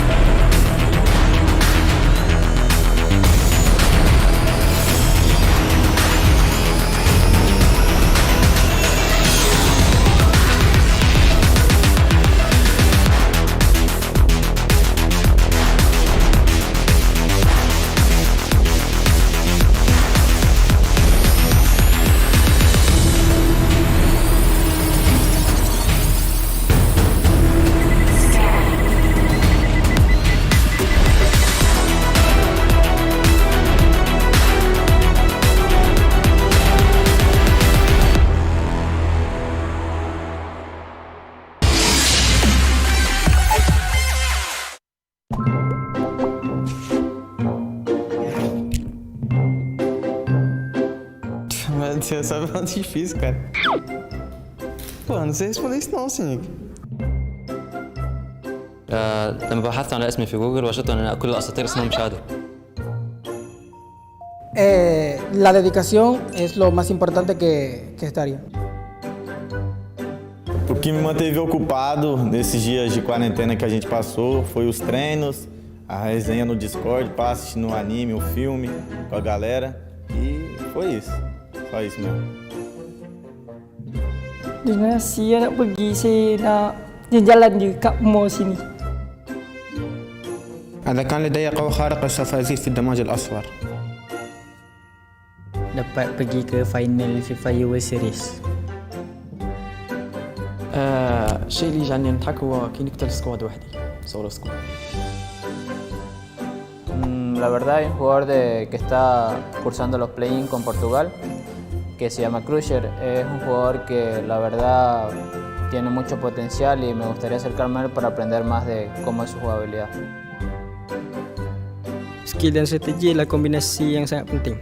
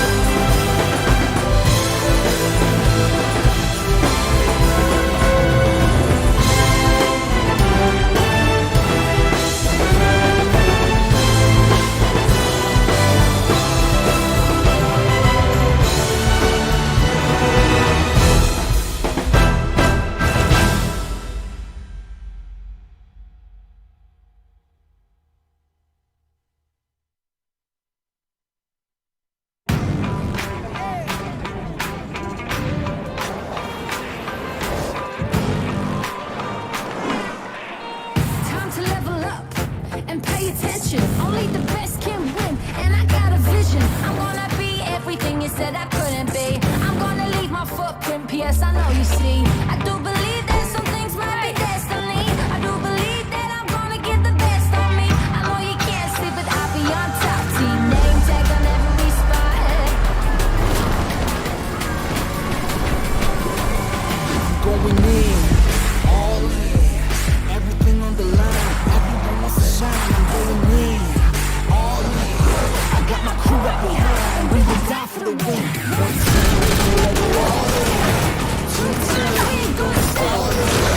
Three times I'm gonna never be behind. It's all said and done, you gotta run. I'm a rebel, I'm a shooting stars.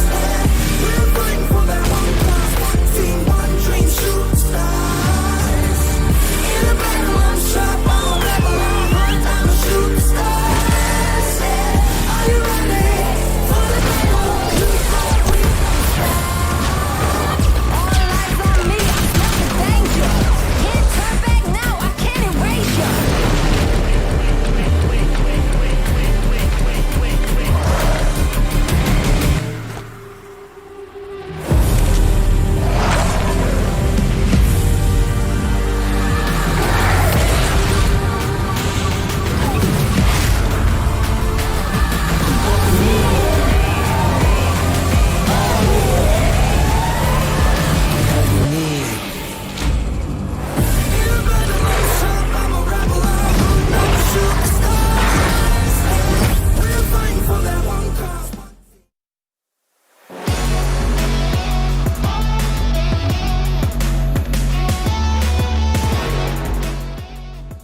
Hello and welcome back to Free Fire World Series 2021. This is Singapore. My name is Holler and this is Abstract, and we've seen just a train of Phoenix Force just destroying everything in its path. It's quite a train wreck, if you ask me. Things are starting to go in the way of Phoenix Force, probably because they are rocking the ROG phone and of course the ROG headsets, the official gaming gear of FFWS 2021, by the way. And of course, well, Phoenix Force, they are just flooring it. Yeah, I mean, they're completely dominating at this point, right? I have a hard time with any of the other teams. Silence is definitely number 2, and they're kind of in there, and then you have pretty much everyone else, right? So, which is very worrying, especially at this stage of the game. We've only seen one half of play. Pretty much everyone else. I kind of like how you got to put it on there. Because the rest of the teams, unfortunately, they haven't really quite placed themselves in the spotlight just yet. Because Phoenix Force is just like, shine on me, shine on me, shine on me, 3 times in a row kind of thing, you know? Yeah. You know, as much as I want to see Phoenix Force dominating the games, I kind of want to see other people shine as well. But this is the thing, is that Phoenix Force has done such a good job of just staying alive, right? And they're definitely in it when they need to fight. They haven't taken any unnecessary risks. They've been able to win all of the firefights. Every move that they've made has been calculated so far. When you've got 3 Booyahs, it makes it very easy to do that. Yeah, I mean, they pretty much knows what they want to do. But having them all the way at the top for 3 games in a row, it kind of helps us to understand who is the most consistent throughout it all. And of course, Phoenix Force being the top one, and the second place will go to Silence, because the first place will never change, and first place is like 12 points, so there will be a staggering amount of difference from first to second, and that is like 3 points by itself. So Silence coming up next at second place. They are constantly getting less than 12 points in terms of placement. That means that they are getting a decent amount of kills in these past 3 games. And as crazy as it sounds, Silence is actually 20 points behind Phoenix Force. Yikes. Right? Let's put that in perspective. The next third place is going to be 29 points, which is a huge gap even from Silence. That's 15 points, man. But 15 points is not far away at all, and I must say this. But before we jump into the next game, we've got a head-to-head between these 2 Brazilian teams, Fluxo as well as Loud, because their points per game is similar.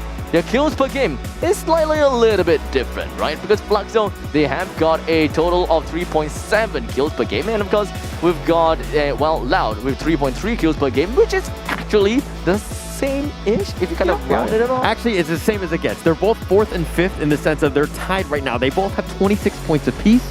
So that's, I mean, it's neck and neck as it can get. That's LBFF 2.0 once again. I would be amazed if by the end of game number 4, they are still the same points. Yeah. But here's the thing: they need to step up even more. They need to, right? They need to get to third. They need to make me proud because I called for them, right? Like I predicted these guys. I thought that they were the strongest one, but I'm not entirely sure if they're going to be able to do this. Yeah, I mean, I just want to see Silence. Silence, I hope that you guys take it away, as this is going to be game number 4 here in Bermuda.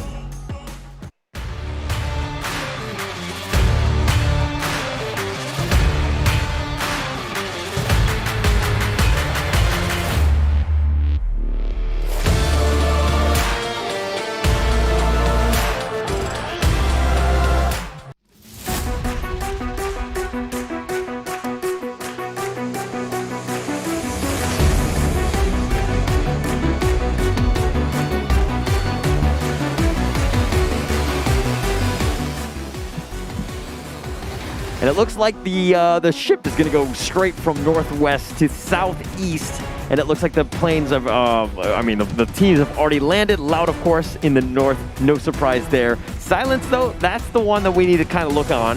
Is in the north, as well as, where's Phoenix Force? It looks like they're going to be more towards the south in the clock tower. Here's an interesting thing for you to know. Well, EVOS Divine, they are in the same spot as game number 1. Loud, they are in the same spot as game number 1. And of course, Silence, they are in the same spot in game number 1. The one thing that has changed is, of course, GeekFam. They did not meet the opponents that they dreaded in the previous game, but this time, they're meeting Goddess. They're meeting Goddess! And Geek, they are once again gonna be starting game number 4 inside of Bermuda with a hard drop together with another team, with Yuan being the first one to be knocked down, the first one to be eliminated. Bruce is going to be next up in the kill list. And we are going to be looking at the next one that will head down indefinitely. And that is 2 men from Goddess that has already been eliminated. Geek is definitely going to be happy with these 2 early kills. That's a great start. And this is the kind of thing that you need to, you hope for, right? A little bit of momentum, those easy kills, get yourself in, into the groove of the game. Like, I feel like GeekFam hasn't had that opportunity to kind of just play the field, let things come to them. In the meantime, Zach, they are just trying to do whatever that they can to just trying to bring down the rest of Team Goddess, because they know that this is probably the momentum that you're talking about, that they are talking about as well. They want to eliminate Goddess away from the competition just so that, well, they just kind of put themselves at home at 12th place. In LGDS, boy oh boy, is this a bad start. It's kind of like how GeekFam started in game number 1, but regardless, it's not the same thing that will happen to GeekFam now. They have learned their lesson, they know how they should be tackling against their adversaries, and this is going to be how it is. Yeah, and look at EVOS. They're kind of neck and neck, or they're tied up with Loud right now. Wow. I mean, Loud is on the high ground right now, so it looks like a very interesting time for EVOS. I don't know if they're going to get away, because the 2 teams are scattered within each other. Loud, though, they are playing in a very bold manner. They have decided to head themselves into the birthplace of where EVOS Esports is, because EVOS Divine, they dropped in the observatory, and while Loud jumped into Graveyard. So Loud, they just want to get a piece of this tiger, and well, maybe it is time for us to press play. Yeah, I think it's about time for that. I mean, we're going to see what Noda can do. He's actually very happy on top of the roof, just looking for somebody, just trying to peek over. EVOS, on the other hand, are skirting away. They don't want any piece of this. Well, I don't think that it is going to be the case, though, because Will, he's just going to be holding himself down, holding himself up at the bottom of this little platform. They did manage to bring a really nice shot down to Sam, and of course, an eliminate as well. As Noda and Kronos, they took themselves at the high ground, completely wiped EVOS. Divine from absolutely nowhere blindsided them with 2 kills to the name of Noda. EVOS MRO5 as well as Abu. They're stuck in this small little corner. The only thing they can work with is a little bit of this glue wall, 1 versus 1. Well, that Vector Gimbal definitely did quite a number on the side of EVOS Divine. And there we go! EVOS Divine, who would have thought that they would be eliminated at 12th place? What a great grenade by Kane right there. Just completely cleaning them out. I mean, they didn't really have anywhere to go, let's be honest. They trapped themselves in the corner with the glue walls and they were trying to do what they could. But my gosh, like what a great turn of events for Loud to start this match. This is definitely not something that EVOS Divine is looking for. They were one of the best teams that I dare say. But having them knock down this early in match number 4, man, it is going to be quite a crushing defeat to them, and unfortunately the tilt may happen. This is going to be putting them in such a low morale, and they are going to be, well, less confident, and that is going to compound onto them. All right, okay, you know the sister quote-unquote company EVOS Phoenix Force is kind of laughing a little bit like, tee-hee, like EVOS, our big brother died. We're going to take the name in the next tournament. Yeah, too bad. You will be the next Phoenix Force kind of thing. We steal the name back kind of thing, you know. Well, Phoenix Force, while we're talking about them, the crew is just going to be starting the fight off right onto Iron Souza. Unfortunately, Iron Souza, he did manage to jump right out. He almost got a shot down the Cruz, but for some reason, the Cruz did not go down at all. 2 of the members coming in from the side of Phoenix Force is pretty much knocked down, as Take Long, as well as the Cruz. The both of them knocked down. Joanna as well as Rumble is going to be the 2 last remaining members coming in from Phoenix Force. Please, will they finally go down here? Are they gonna be going back with only 0 placement points? This is the biggest question, my God! As we've got Umbak coming in from First Raiders, knocked down as well. It's gonna be left with Joker and Phoenix Force. They managed to hold their own with only 1 member left. Phoenix Force, they had 3 members down and just one member's required to stay alive to pick everyone back up on their feet, and they survived this encounter against First Raiders. What a play by Rambo. Being able to, 3 were down, but he's like, by myself, I got a shotgun, I'm gonna take everybody out. Yo, Rambo! And he picked everybody up. Nobody died, nothing was lost, and Phoenix Force, and this is the powerhouse that we've been talking about. This is why they've got 3 booyahs in a row. Well, maybe not 3 booyahs anymore. Maybe it's gonna be 4 booyahs. 5 booyahs. I am just overestimating them at this point in time because it seems like anything could happen to them, man. I have so much confidence in them. They are so happy. Once they manage to wipe out the adversary, once they manage to wipe out First Raiders, they were shouting, they was yelling. They are so happy. Yeah, and prediction-wise, I called Phoenix Force as the #1 team, right? I said that, right? Yeah, totally. Check the tape. Yep, I will.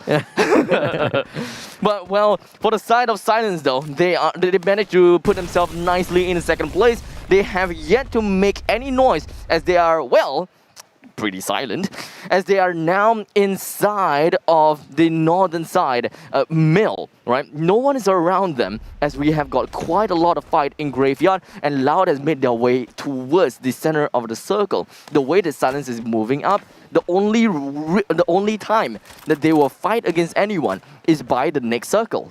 Yeah, they're going to have to do that quick, though. And it looks like there's going to be a little bit more action, especially in the mid area. Look at Pochnik.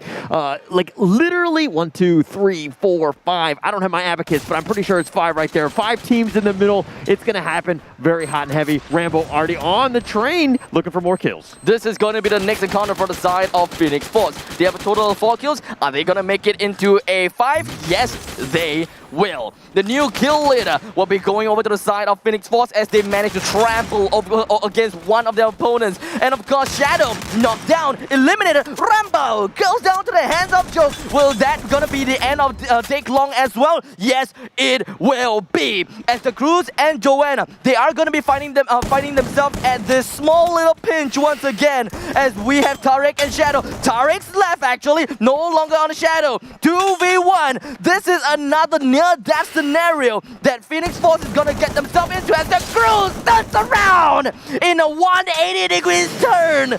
They styled on their opponents. Another encounter won by Phoenix Force with a total of 8 kills. 4-0. They didn't lose anyone again. Yes, people got knocked out, but nobody can close these guys out.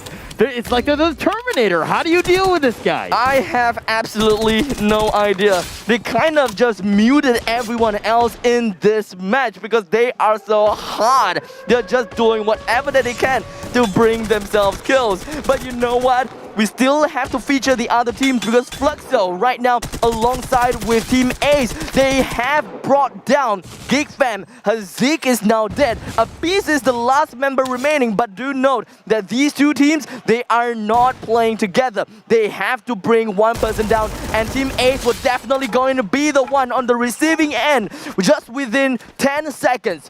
Two teams knocked out, Team Ace and GigFam, as Fluxo came right on and, well, third party the heck out of that. Yeah, and they killed the Carlos there, who was the 2020 MVP of FFL. That was a pretty big win, and Fluxo kind of, they're still sticking with it, right? They've been a lot more stable. They had a terrible match one, but other than that, they've kind of picked things up and they've got themselves back in the game. Nonetheless, Phoenix Force, though, they did lose one player, so it looks like they've got three. Well, let's see what happens later on. Well, I don't know about this, though.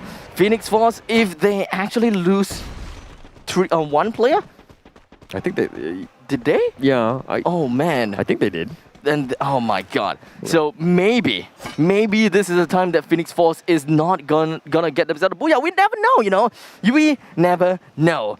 But for now, we're just going to be focusing ourselves right onto the map as we are looking at the map that just is going to be covering the entirety of Bimasati Strip, looking at Clock Tower, Factory, Pochonok, as well as Peak. Well, Phoenix Force, they are at the bottom side of the peak, right? They are right by the bottom of the slope. So they're pretty comfortable right where they are, and whatever that they do, they cannot get themselves into any action because they should know that they are on a man disadvantage. Okay, this is the prime position for Silence now to make a move, right? When you have that advantage, any sort of numbers advantage is going to be pretty huge. Silence need to get this booyah. They need to get some kills. They haven't seen anybody. They have 0 kills at 11 minutes. Very worrying for the second place team. Yeah, I mean, they gonna have to step up. But, you know, there's still 7 teams remaining. There's still 25 players left, of course, counting themselves out. There's 21 players that they can potentially kill. But of course, they can't take everyone else out. I can imagine that they will be able to get like maybe 8 kills in the very event that they get themselves into the booyah status. But well, I'm just gonna leave that foresight up until later, as we should talk a little bit more about the choke zone, the choke areas, and of course, who is definitely gonna be meeting whom. Silence, they are definitely going to be meeting against Loud, as the way that they are walking is just going to be going to the southern side of Bimasati Strip, while Loud, they are happily holding themselves up inside of these houses. And Loud, they even one of their players, Noda, you can pretty much see on the screen right here, he have put himself right in the middle here onto the electrical tower, which if you ask me, is not a very good place to be. If you want to join forces with the rest of his teammates here by Loud, then it is going to be a long stretch. If he's going to be caught out, it's bad. Yeah, Noda there, he's the scout, right? He was kind of just getting a little bit of intel. He saw them, and now he's going to run back and he's stick with the team. Very smart play, completely disengaged, didn't take any damage, so they're in a prime position to hopefully take on Silence as they make their way through. Yeah, I mean, Loud, they are going to be on a defensive position. Whatever they do, they just need to ensure that Silence don't break into their house. But even if they do, they should still have some defensive strategies to work for themselves. Because Silence, whenever they want to go for a fight, they are going to be executing it without holding back. None of the punches pulled, right? And don't pull up any punches. And they just want to go for the kills, I believe. And if they are just kind of holding themselves up so much, they're definitely going to be having 1% back behind as kind of like support to be the eye of the tiger. Yeah, and Loud don't need to be aggressive. They know where the circle is. So basically they're saying, you know, Silence has to come south or they need to go all the way around. Loud right now, just stick to the buildings, and they're kind of doing the scouting. Oh, what a nice shot. And he knocks down VG. And just like that, they did manage to get a 1-up on top of the side of Silence. And because of that one knockdown, they managed to get themselves rushing right inside the faces of Silence. And just like that, Vashney immediately get knocked down and immediately executed. And Silence, they already have lost the manpower that they wanted. They do not have any more of that count. But on the flip side, it does seem like things are starting to get a little bit more crazy over here. With Will is going to be working together with Noda, while Silence is going to be left with Didi as he hides himself behind the electrical tower. There's really nothing much he can do. He can't exactly run into the face of Skyrix and try to pick him up, as Noda is making full use of his glue all, making full use of the third party perspective in order to watch out where Didi is going. And thus, there is no way that Didi can save his friend. The best thing that he can do is try to find a way into the circle, which is going to be proved to be very, very difficult. Oh, but Silence, he's down to the last man right now, just kind of staying alive, doing what he can. And again, this is worrying as the second place team.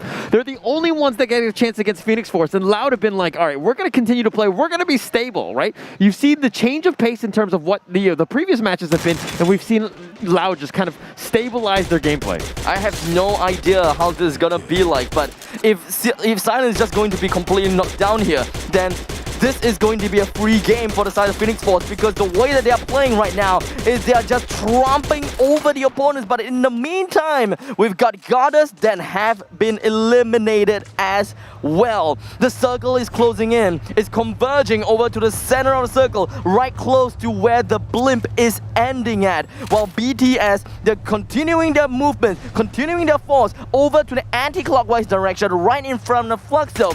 While Kandem is a little bit too far ahead, if you ask me, or rather too far behind. He gotta have to catch up with the rest of his team coming in for BTS if they really want to continue this initiation against Fluxo.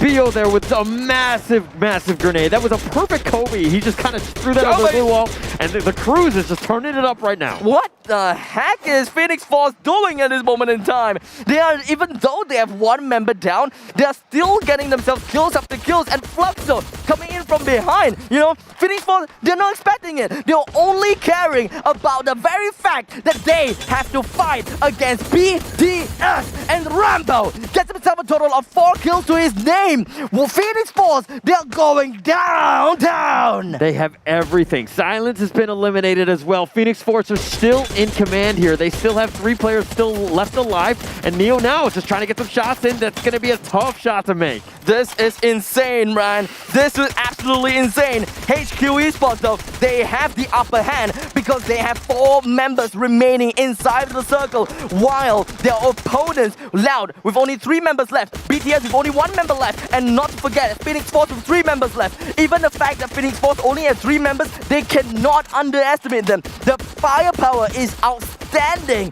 and HQ Esports, all they gotta do is hold themselves up behind glue walls, try to pick the opponents down as much as possible, as Rambo, literally Rambo, with the time turner, pushes himself closer and closer over to Loud. Oh my gosh, and they're so close. They're going to face with Loud. Loud does get the nice knock out of the Cruiser, and that's going to be a massive win for them. Can they get anybody else?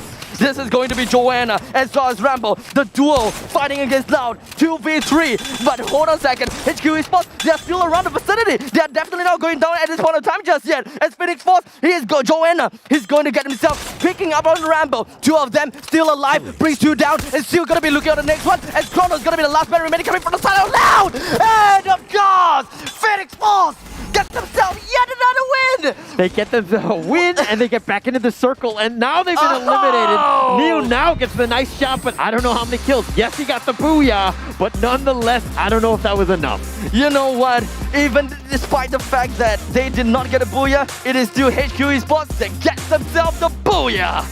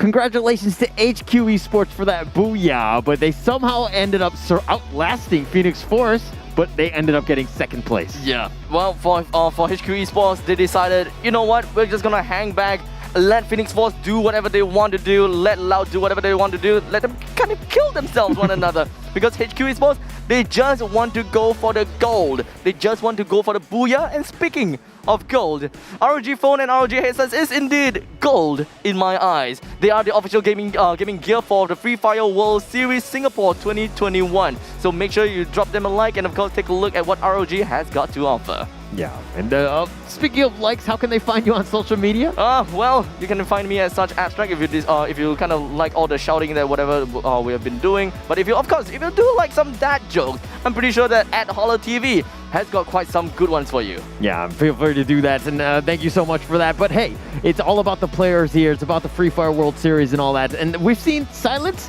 I think they were 5th place or something. We'll have to see the exact number. But I mean, Phoenix Force, like they got 3 booyahs in a row, and they are still being aggressive and still being in your face and outgunning everybody. Yeah, you know what? At this point in time, Phoenix Force, they are just they can. I'm pretty confident that they can hear me, because in match number 3, I said that, you know what, Phoenix Force, they don't have to push for the kills. They just want to go for the placement points.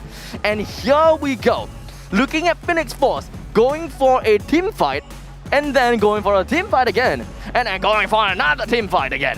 Over and over again, always winning by the skin of their teeth. And they have gotten and racked up a total of 14 kill points, putting themselves at the top of the leaderboards here for match number 4 with a total of 23 points. That is so crazy if you think about it, right? HQ Esports, they were kind of passive, and they only got the last 2 kills at the very, very end. They didn't really have much. They were just looking to outlast everybody, and they did get the booyah, but I don't know if that's enough points. You really need to start racking up kills. You need to be aggressive. If we're looking at the standings now, Phoenix Force. A mountain, a king among kings. 87 points, Silence at 51. Do they even have a chance to come back? They do still have a chance, provided that the fact that Phoenix Force, they fumble over the next 2 games. And the very fact that I'm looking at how dominating Phoenix Force is right now, I cannot imagine them fumbling at all. No way. There's no way. I have a hard time seeing that too, but they need to get, donuts in the next 2 games, right? Get eliminated 11-12 right off the bat, because that's pretty much the only way. Then you might have a chance. But Silence, number 2, now their lead is kind of a little bit shaky here, but HQ Esports, the MVP with just 2 kills. Well, 2 kills indeed, but it's okay, because they are just looking for that booyah. The booyah is important, and in the very event that they have to decide at where they stand because of tiebreaker, this booyah is gonna come in handy, because 3 booyahs are given away like free over to the side of Phoenix Force. So in the event that you find yourself in a tiebreaker, you can be pretty sure that you win the tiebreaker. Yeah, definitely. And look at the match kills. Rambo lives up to his name, gets 6 kills. The Cruise gets 5. Will gets 3 kills from Loud. I mean, Phoenix Force are killing you. They're dominating. They're outlasting teams, and they're outdueling them, which is the craziest thing. Yeah, I mean, at this point in time, this is just Phoenix Force saying that they are the bigger man. They are not gonna be stopping over anything at all. They will just bring you to the ground, punch you in the face, punch you in the guts, and make sure that you don't ever stand up again, because this is what they're showing me. They just want to win. They're here to win. You talk about punching, but I didn't see any punching. I saw a lot of killing, and they did a great job, and that was just match 4. But we're going to see probably more of Phoenix Force as we move on into match 5. That's coming up next.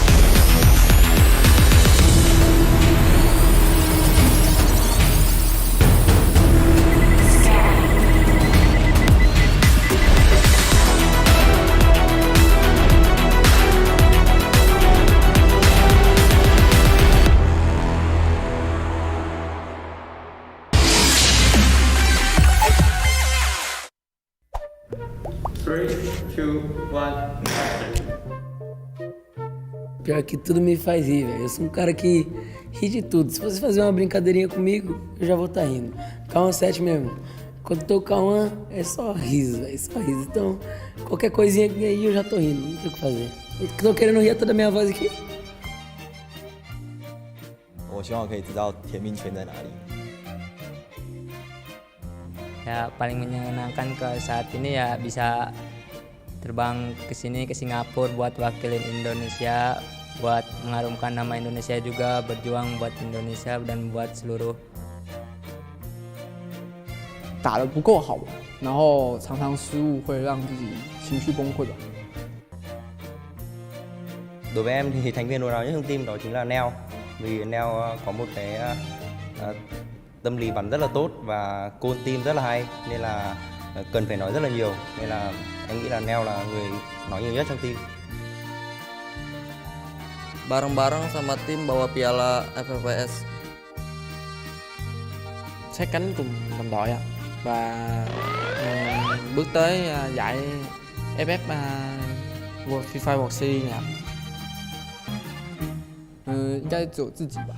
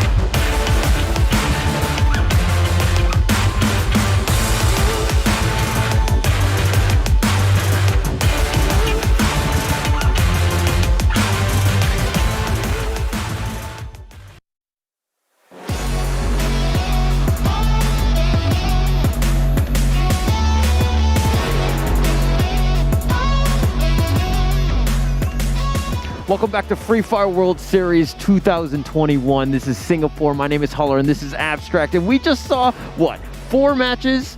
Crazy amounts of action, a lot of killing, a lot of deaths. Who's coming out on top? Well, if you guys have no idea who's on top, something is wrong.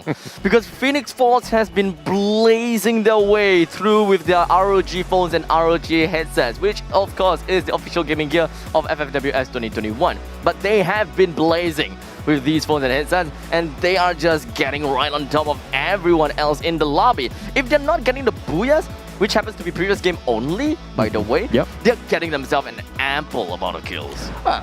I don't know if this is the luckiest team in the world right now, or they're just outskilling everybody, because even Rambo, when he was left by himself, 3 people were knocked. How How were none of those people killed, and Rambo still left to kill everybody else and to res everybody? I mean, at this point in time, it kind of feels as though like everyone else is just but fodders for Phoenix Force. But we all know that all these teams, they are so darn good. Yeah. So what exactly is happening?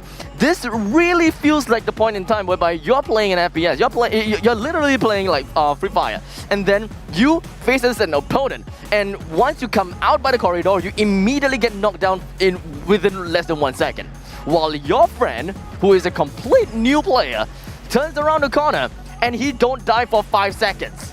That kind of thing that happens, you know? Yeah. I mean, it's one of those things where if you knock the guy, you might as well finish the job and help the rest of the team at this point, right? Yes. Whenever you see Phoenix Force go down, you just got to focus on them. Everybody needs to arrow them. Make sure that they take them out, right? Yep. So that is a very good strategy, right? Because so far, whatever all these teams have been doing is that, yo, I knock you down, I don't have to care about you because you are not a threat to me right now. So they don't think about, oh, I knock you down, I want to go for this point, I want to go for this kill right now, and they are Phoenix Force. We need to shut them down now. If not me, then whom? Yeah, and when I play shooters, if I knock the guy down, I'm going to do everything to kill that guy. I'm going to go tunnel vision on that guy because I don't really care. I just want to trade at least because I'm not good at these games, right? I would agree. I would add in a special flair onto it and just kind of crouch up and down, up and down, up and down, you know. Okay, you're one of those teabaggers. I get it. I get it. You know, I get it. you gotta do what you gotta do. It's like the most subtle flex of I am better than you. Is it really that subtle? No. I don't even think it is. Nope, I think it's a little disrespectful. And I think, I think I should talk to your mom about this because this is actually unnecessary. Not my mom, please.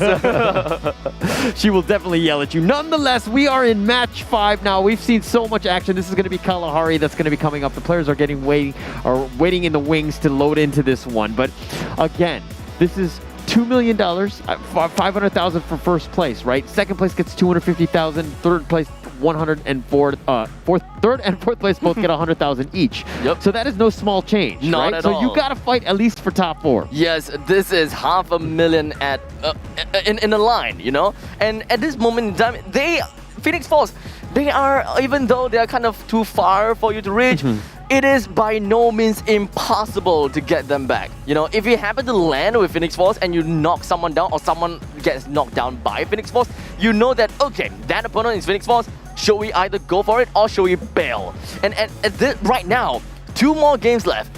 I really think that it is not the time to bail because you need them out. Yeah, you can't be going out. Phoenix Force right now, though, if I was in their shoes, I would be subtly flexing by just throwing dollar bills because I know I'm making it rain. Because I'm in the driver's seat, I know that there's nobody else that can even come close. I mean, there's the potential that as long as I don't get those donuts, right? Yes. These donuts is not something that Phoenix Force is gonna be eating because they are gonna be reborn, rebirth, the resurrection of the bird. And of course, this is the point in time once again. I guess that they are going to be like, next tournament, we are taking EVOS' name. Yeah, you know what? This is gonna be funny, you know, right? Not say funny, but I think that this is gonna be like a great talking point, and of course, this is gonna be running down in history because this is the second time in a row EVOS Divine and Phoenix Force came into the same competition, but the Indonesian team is the one that takes the EVOS name. Yeah. Twice in a row. Okay, look, if we're looking at money alone, total earnings, EVOS, with their actual name right now, they have 180,000 in terms of money made through Free Fire, right? And the total earnings of that. EVOS Phoenix Force, they've made 178,000, right? So that might be why they lost the name. Yep. But after tonight, I think they are going to be holding on to the name for the longest time ever because that is $500,000 to the name. And man, oh man, EVOS Divine is probably going to have to win a ton of tournaments in order to catch up to them. Yeah, I don't think that's going to happen. We're going to see how that one goes. But before we do, let's go into match 5. Let's go right now.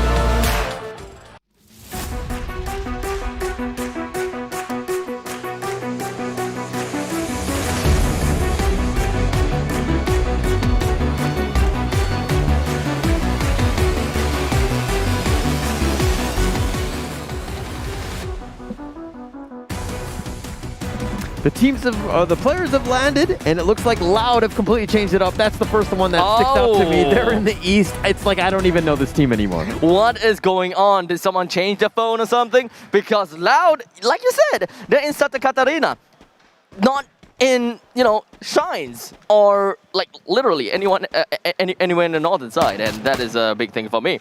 But you know what? We're gonna be putting our eyes right on top of GeekFam, as they are going to be meeting against Team Goddess for 2 times in a row here in Stone Ridge.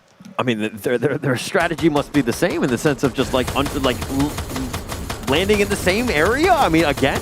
But I'm Souza with some nice plays there, and Shoyo just kind of outlasting Roro. Yeah, I mean, GeekFam, they just got to do the same thing that they did just now. And that is a guaranteed first blood onto the heads of GeekFam, as now Team Goddess, they are going to be left with 3 members, and all of the members from GeekFam, they're slowly converging right onto the hearts of Team Goddess, and that is not going to be good, as Azak take himself that easy knockdown onto ETA. Yeah, and Zach here on the high ground, getting some shots on Bruce. Nice knock there. He's looking for the second one onto Yuan. Okay, they got the shield up, and they're trying to just trade here. Hazik does go down, though, and they do end up getting that kill. This is sad, even though they did manage to bring down one entire team, and that is going to be LGDS, Team Goddess. They, unfortunately, did not came out of that completely unscathed, as Hazik, he himself is eliminated, and that's great from the side of Team Goddess, right? They instantly went for the, kill him. Yes, yeah. But I mean, they got the 4 kills, right? I would trade Hazik for 4 kills. I would too. But, I don't know how Hazik would feel about that. I mean, I'll trade him for 1. I'll trade you for 1 any day. Really? Just 1? I mean, okay, I'll be a little Maybe 2, come on. Okay, 2, yeah. All right, thanks. 2 is fine. Yeah, I still feel terrible. Yeah. But for now, we'll see if whether there is any more sacrifices that GeekFam is going to make in this right now, because the way that they are playing right now is that the only place that they can go is to head up north, or maybe even head out to the western side. Northern side, Santa Catarina, they are going to be meeting up with Loud or even Team Ace. Alternatively, they can just go on diagonally by heading into Command Post, which is where Phoenix Force is. And, well, right now, meeting against Phoenix Force, not the best idea. All right. HQ Esports, they were the winners of the last match, and they're doing kind of the same thing of this like passive possum style, where they're kind of all the way in the west. What are your thoughts on this strategy? Well, awesome possum, if you ask me. Okay. Slow and steady. But you know what's not slow and steady? This fight between Loud as well as Team Ace. Yeah, they're turning it up, and Carlos is actually going down. Naruto gets knocked as well, and Loud are just cleaning it up. They're turning it on, and Naruto's looking to fight this, but Ace is eliminated. Loud is on point. Team Ace completely eliminated next to Team Goddess. 2 teams already eliminated, and if you ask me, that is pretty darn early. Loud with 3 kills to their name, they should be pretty darn happy with whatever that they have gotten for themselves. And what's up next? It is definitely going to be looking for the next opponent, and that is going to be Phoenix Force. And like I said before, I don't think that they should be bailing right now. They should be doing whatever that they can to bring Phoenix Force down, because Loud, they are in contention for 2nd place, or perhaps even 1st place, and, well, maybe 3rd place. Yeah, they had a chance. I mean, Team A's was actually 6th place with 34 points, but getting that big fat old donut, that's going to have a hard time, seeing as this is the 5th match. I think that might have hurt them more than it really, should have. I really want to put myself into the brains of Phoenix Force, just really understand their mentality and really just know what their communications is like. Is it going to be like, there's someone there, let's go, or like, there's someone there, let's stay. Yeah, it's one of those moments where, okay, you have to, if you're on the bottom looking up, you have to get fights. You have to get kills. Yes. You cannot play passively anymore. There's no time for that, right? There's literally 2 more matches. If you don't get those kills, you're out. And in the meantime, it does seem like Phoenix Force has started a fight right against on the side of First Raiders. What is happening here? Darkhole, he's got knocked down, but he's still gonna be pretty A-okay, if you ask me. They hid behind those containers as Phoenix Force started a grandeur fight against First Raiders, not gonna give them a chance to run away. But I think First Raiders, they should be able to run away. Yeah, take long though on that high ground though. Just get some nice shots in, if anything. just making sure that they're using their appropriate amount of cover here. VIP, who we haven't really talked too much about, it's been a quiet day for them throughout. As Loud, making their way downtown, almost broke into a song. Yeah. But, you I know... was going to sing with you. Yeah, but for now, they're making the entrance pretty darn loud with the grenades that completely just gonna be rushing right into the faces of VIP Esports. VIP Esports gonna be the next one down by the hands of Loud. And I'm pretty certain at this point in time, they should be able to overtake Fluxo and put themselves in the podium finish for now. But, you know, the next one that they should have in their eyes is to bring down Silence. Okay, one good thing about playing in the play-ins is that you have a lot of repetitions, right? You get to play more games. You get to play against the top-tier stuff, and you continue to refine your strategy in the play. And we're seeing just this Loud team is starting to peak. It's starting to get better, and we're seeing the evolution and the growth of that team. And Loud, yes, we have been through with him. It kind of seems as though we are building up a narrative for them, right? From play-ins all the way to playoffs, they are just learning and evolving as they move on. And even if they were to not get themselves first place because of how dominating Phoenix Force is, I would still say that coming in from the playoffs and ending in the podium is definitely one heck of a big achievement. Yeah, that would be pretty massive. And, you know, I was rooting for the Brazilian teams. They didn't, I mean, they're kind of been consistent. Loud is really stepping up right now, so it's making me happy and not sound like a fool, so I'm very grateful to them. And right now, it is still going to be the shrinkage of the first circle. The game is still in its, infancy stage. 7 minutes and 30 seconds has elapsed, and that is all, with only 9 teams remaining. This is the point in time whereby it kind of seems like a repeat of the play-ins because with only 9 teams remaining, and this is the kind of circle that's happened, except that, you know, ironically, the finals is actually a lot more hectic than the play-ins itself. Yeah, of course. I mean, with the 12 different teams that you're going to see. But hey, look at this. I mean, the fact that there's, 3 teams completely eliminated and there's only Hazik that has died and everybody's at full strength, this could end up in some serious fireworks later on. Serious fireworks. But for now, this is going to be the revelation of the second circle. It's just going to be converging onto the center of command post and just wrapping a little bit of refinery and the small little part of Stone Ridge that is going to be at the southeastern side and just the tip of the sub.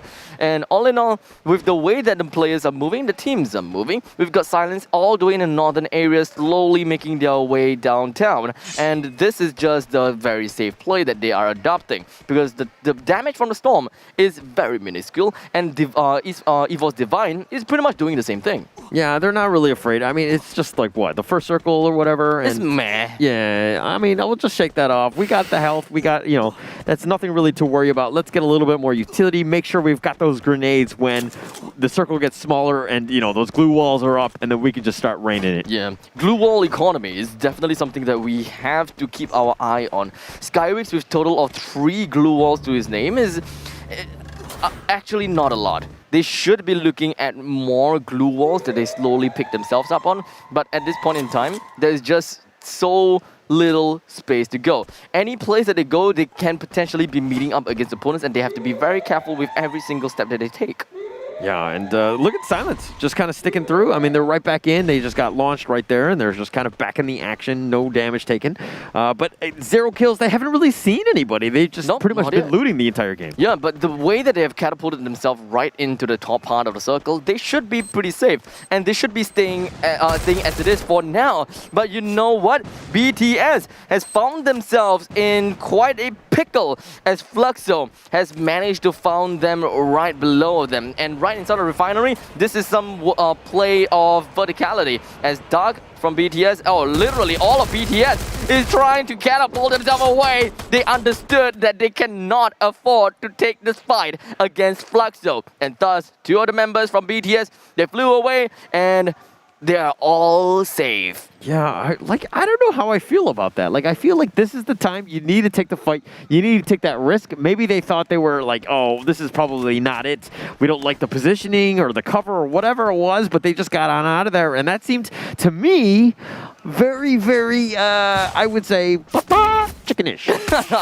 No, no, that's kind of a little bit different. You know, That's a different animal. Yeah. But for now, you know what? Speaking of some caws, Evos, the tiger, is not cawing their way through in here because Abu is receiving quite a bit of a damage from the side of BTS, and thus we can be pretty much sure that the way that they've relocated themselves is great. But you know what? They definitely did not expect this, as we do have Fluxo doing the same damn thing as what BTS is doing.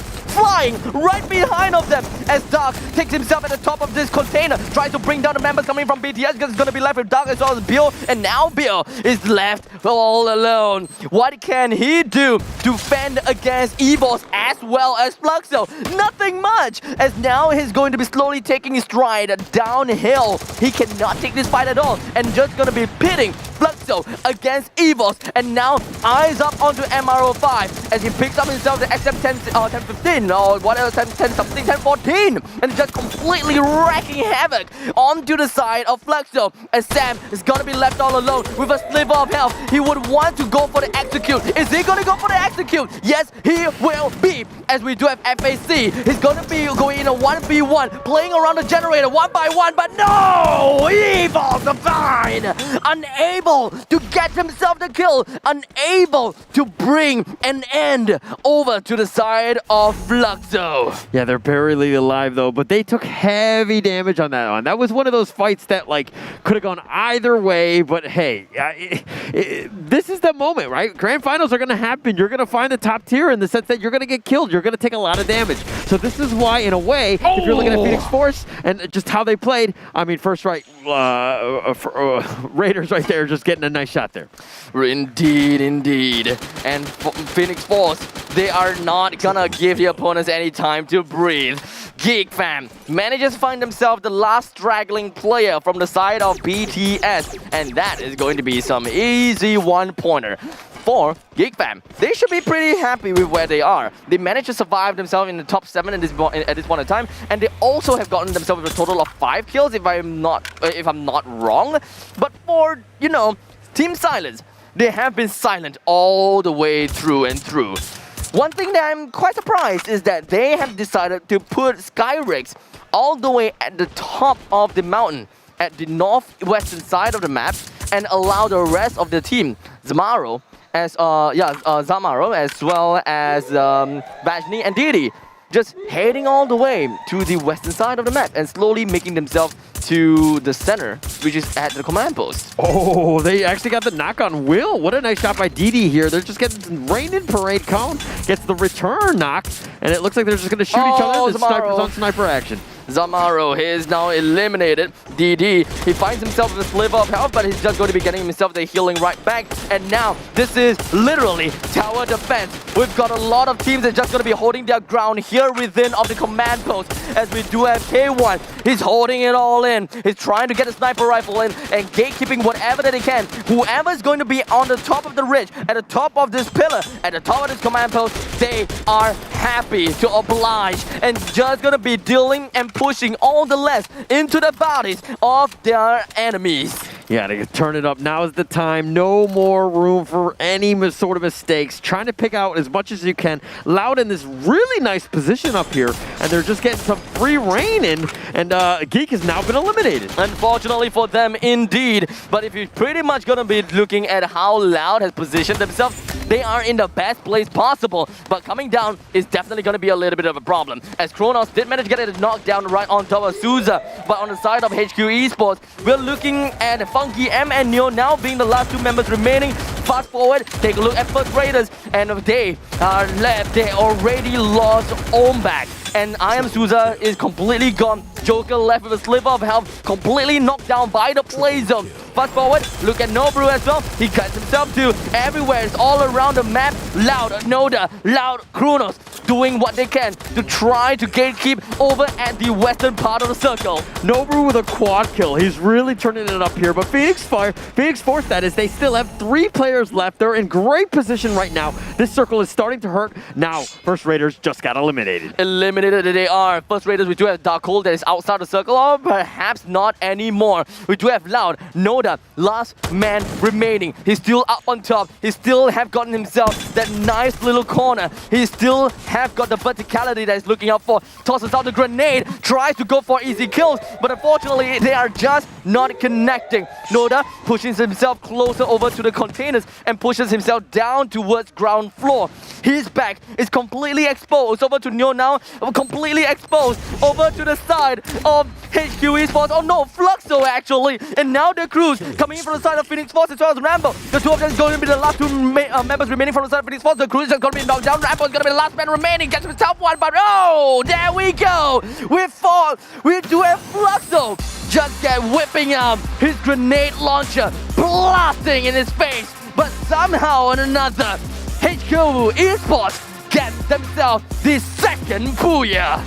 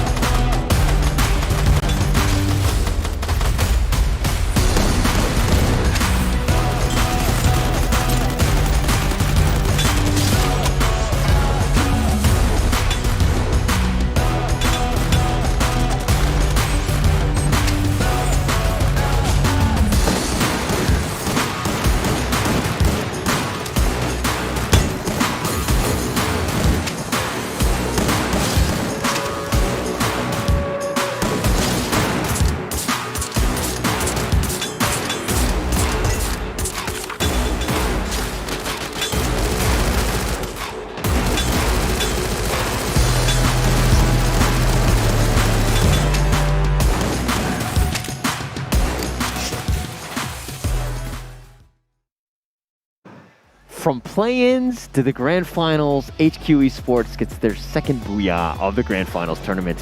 This is pretty crazy considering only 2 teams have gotten a booyah in this tournament. Yeah, but you know what? They have been concerning themselves with the booyah, but they are not concerning themselves with the kills beforehand. So far, their strategy is the same. Play it safe all the way until the latest circle, and then if you are the top 3 left, let the 2 other teams fight it out against one another. Look, that is a great idea because that is what you want to do. You want to whittle down the opponent's forces and then you sweep up the kills of the 2 teams. But at HQ Esports, they were always a little bit too late to just snag those kills away. That is the best case scenario, right? To steal it all away. Yeah, and let's give a quick shout out to our sponsor, ROG Phone and the headsets, their official gaming gear of FFWS 2021. But back to your point in terms of just stealing stuff, I don't know if that's been unlucky or not, but you know, they haven't been able to do that. But getting booyahs, I mean, that's going to get you points, and that, I mean, you might not win. Yep. Especially with Phoenix Force's run, but I mean, they're definitely be top 5 at this point. At this point in time, yeah, probably, but Phoenix Force, they are definitely gonna be hanging on to that first place because despite the fact that they did not get themselves that booyah, it's almost as though they still did. Yeah, in a way. And so this is the thing, is that when you're that king in the sense of, you know, Phoenix Force, everybody else, they can kill each other as long as they don't need to touch you, right? Yep. You're on your pedestal, you're this king on this throne kind of thing where no one let the pedestrians kill each other, right? Like the poor or whatever. And I will just live in my ivory tower and no one will touch me. Yeah, I mean, this is rather unfortunate for literally every single team out there, but I still want to see someone to completely take over Phoenix Force. I don't think it is possible. I don't think mathematically it's possible. Mathematically it's possible. I don't know. We're going to have to see. Yeah. You know what? We're just going to be jumping onto the standings first for the end of match number 5 with Fluxo being the one that have the highest points with a total of 21 points. Loud with a total of 18 points, followed by HQ Esports with a total of 13. While First Raiders 10, Phoenix Force with 10 as well. I'm actually rather happy that Phoenix Force is at 10 points here. Yes, same here, same here. But you saw that Fluxo and Loud, both of those teams were just super aggressive. They were making those kills, and they realized that they're behind. They need to get kills to get themselves back into it and just force whatever issue they can. Despite the fact that Phoenix Force ended off with 3rd place, it does seem like the amount of kills did not carry them all the way through. And here we go. The end of match 5 rating. We have Phoenix Force all the way up on top with 97 points. Loud with 61. Fluxo 58. Silence 56. HQ Esports 49. They are all impeccably close. Very, very close. Again, it's about, I mean, obviously everyone's getting money, so let's not like, cry anybody a river or whatever. But HQ Sports, the fact that they're in contention right now, they are a stone throw away from our last game of getting into that top 4 where you want that 100K.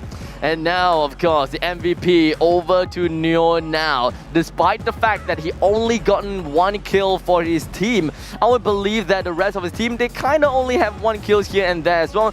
But Neo now, he definitely did some devastating damage over to the opponents. But back to the kill leaders though. Nobru, 6 kills. FAC with 4 kills, Kronos with 3, and we talked about the Brazilians, the assassination teams and the serial killers that they had, and they were just on a tear, and they just want to kill everybody, and that's going to continue into Game 6. That is, well, an assassination coming from the side of Brazil, and they are, well, not gonna stop. They have managed to put themselves into the 2nd place as well as the 3rd place. They're pretty comfortable, and to beat 1st place, it's gotta take a lot of effort. But I believe that it was like 60 versus 90 or something along the lines. So that's 30 points. That's a lot of people to kill. But we're talking about the Brazilian teams. They are killing machines after all. They are, but I don't know if they can get to 30, and that's the biggest issue right now, right? You gotta get Phoenix Force to get the donuts, and then you kill 20 people, and then the booyah. I mean, I've seen the crazier things happen, so hopefully we'll see that in the Game 6 that's going to be coming up next.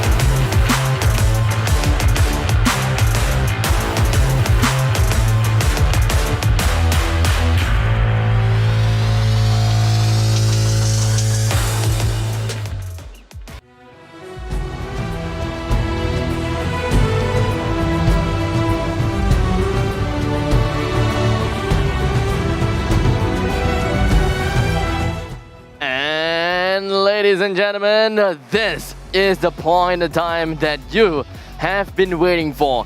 The last game, the deciding game of the Free Fire World Series Singapore 2021 is upcoming here in Purgatory. But of course, before we even jump onto the game and perhaps even talk a little bit more about what we should be expecting and what we should be predicting, a quick shout out and thank you over to ROG for the sponsorship of the phones as well as the headsets for all of those players to use. Yeah, and that's great to have throughout. And this is going to be match 6, Match 6, yes. Phoenix Force, with I think a 30-point-ish lead. Yes. I don't know how we're gonna do this. I see them. I turn around and I see them smiling because I know that they're. Yeah, I mean they should be. They should be. But you know, there's this saying to never celebrate too early, right? I've never had that. I always celebrate early. There's a lot of compilation that I've seen before in YouTube whereby there's like don't celebrate early and then suddenly just. You know, the game is over kind of thing. Well, that happens, but I will still celebrate early. Like that will never go away. Okay, you do you. So, I don't know, maybe someday we'll be able to prove you wrong somehow. Where? No, I will enjoy it. I will always do it because I know when I'm leading, I will trash talk like no other. If I'm losing, I will trash talk like no other. At the end of the day, it doesn't change. Yo, this is the point whereby I just head over to his Instagram and just BM him all the way. All right. Well, where can they find you, though? You can find me at Holler TV, and where can they find you, sir? You guys can find me at Such Abstract. So in the event that you guys have enjoyed our commentary, you kind of enjoy the kind of personality that we have, you like this dad-son relationship kind of thing. You can just jump right in, take a look at our Instagram as well, and just maybe take a look at our stories, take a look at our posts, and find out how interesting of people that we are. Yeah. By the way, we're not a father-son relationship. I just want to be very clear. That might be how we cast, but that is not what's going on because I would never have a son like this gentleman. I'm just saying. Right. Silence. Exactly why I support silence. You know, they are a bunch of great players. They are a great team, and they have reached my expectations, but not to the point of time where I thought that they will be able to beat all of their competitions, because honestly, I see a lot in them, right? Yeah. With 2 players coming in from the side of Benaya, I really thought that, you know, they stand a very high chance and very likely they will be able to beat like everyone, like floor it, like an elite of their own. But I guess there could be a possibility that because they are still relatively new to one another, they can't exactly function as a team that well. Instead, it's kind of like a 3 and a 1 because Zamaro is the one that is from Snowbire. So it's probably going to take some time for them to kind of gel together. Yeah, like Team Ace, right? Like they're definitely top players, right? Like that's not an issue. They have the skill set, but this is a game where you need to play together. Yes. You got to talk it through. You got to have that coordination. And I mean, this is Phoenix Force. Like these guys have been around for a while. They've been sticking together. They've been kind of like they have that synergy. They are like on the same page almost throughout the entire day. And they are just happy with what they have. Look at them relaxing. We've got the cruise. We've got Dick Long, and it just man, it's just like. I have no idea what it's supposed to mean, but I it's more think he's like pointing at an earwax. I'm not entirely sure, but he's definitely enjoying a X-Cot. Drink it. Put on your mask, sir. There you go. He actually did it at the right time, buddy. At the right time. But don't worry. You drank water. We got you covered. But you know that I don't even know if he's drinking Cristal at this point, because I mean, I'm pretty sure they're in a great position right now. So happy. He's pretending to be cold, but he will buy 300 jackets after today. Oh. 300 jackets? I don't know. You're kind of underestimating it. Okay, maybe. You know, 300,000 jackets sounds about right. You know, I mean, I don't know how cold it gets in Thailand, but I don't think you need that many jackets, all right? I mean, whatever it is, you just gotta spend, because the way that they are right now, they are the biggest favorite winners. Yes. But let's not rule everyone else out yet. Okay. Because I want to see that fantasy story. I want to. First place is going to be very difficult. Let's put them on a pedestal and not talk about them anymore, because we've been talking about Phoenix Force throughout, because when you get 3 Booyahs, it's very difficult to talk about other teams, right? Yeah. But here's the thing. You know, second place is still up in the air. You know, Silence is definitely in the top right now, but they are vulnerable. They don't have as much of a lead as Phoenix Force does. So the rest of the positions are still in play. Well, this is the game then. This is the game that we find out who's going to be on the second place, third place, fourth place, and literally all the other placings down below. Because we have focused so much on to Phoenix Sports that we just tunnel vision, and we didn't really quite pay that much attention onto everywhere else. Because from second place all the way to fourth place, they can be shuffled. They can be changed all the way. And all the way from 5th place all the way to, I think, to 9th place, they're also relatively close. So this one game can potentially change how much they bring home. Yes. Yeah, and that's the best part about this, right? Yep. Is like, everybody's still in play. No, like, you know what I mean? Like, even the 12th place team is going to get money, right? Yes. So they can actually springboard up. So they still have an opportunity. We need to not forget about these teams. That there's still plenty to play for. Everybody needs to be aggressive. Make sure you get those points because you really need it. This is the last game, Game 6. Can you imagine just that one kill can give you more than $10,000? In the very event. Okay, all right. Who do I need to kill for 10,000? I mean, in game. I didn't want to pick that anyone. That was great. I'm not a hitman or anything like that. I just want to be very clear. You kind of dress for the part. Well, there are times that I shave my head, and some people think, I'm a hitman voice. Yeah, I suppose. Well, whatever it is, I'll take it. I'll message you after a little bit. All right. Well, you let me know who you need to talk to or persuade. I suppose it's more about the persuasion, But anyways, we were talking about, at least I was talking about Silence. They are number 4. But who were you talking about again? All right, so I talked about the Brazilian teams. Okay, for the record, there were killing 20 plus people. Yes. Like a match. Yes. Okay. Yep. It's not like it's because the Phoenix Force have been just on this unstoppable machine. Yep. But both Flexo and Loud have been very consistent. I think we've seen them in top 5, top 6 almost the entire day, except for game 1, I think. Yep. But they've been trying to put themselves into position to at least be in the top 3. I think they still have potential for that, and I love their aggression, their never say die attitude, and they continue to fight.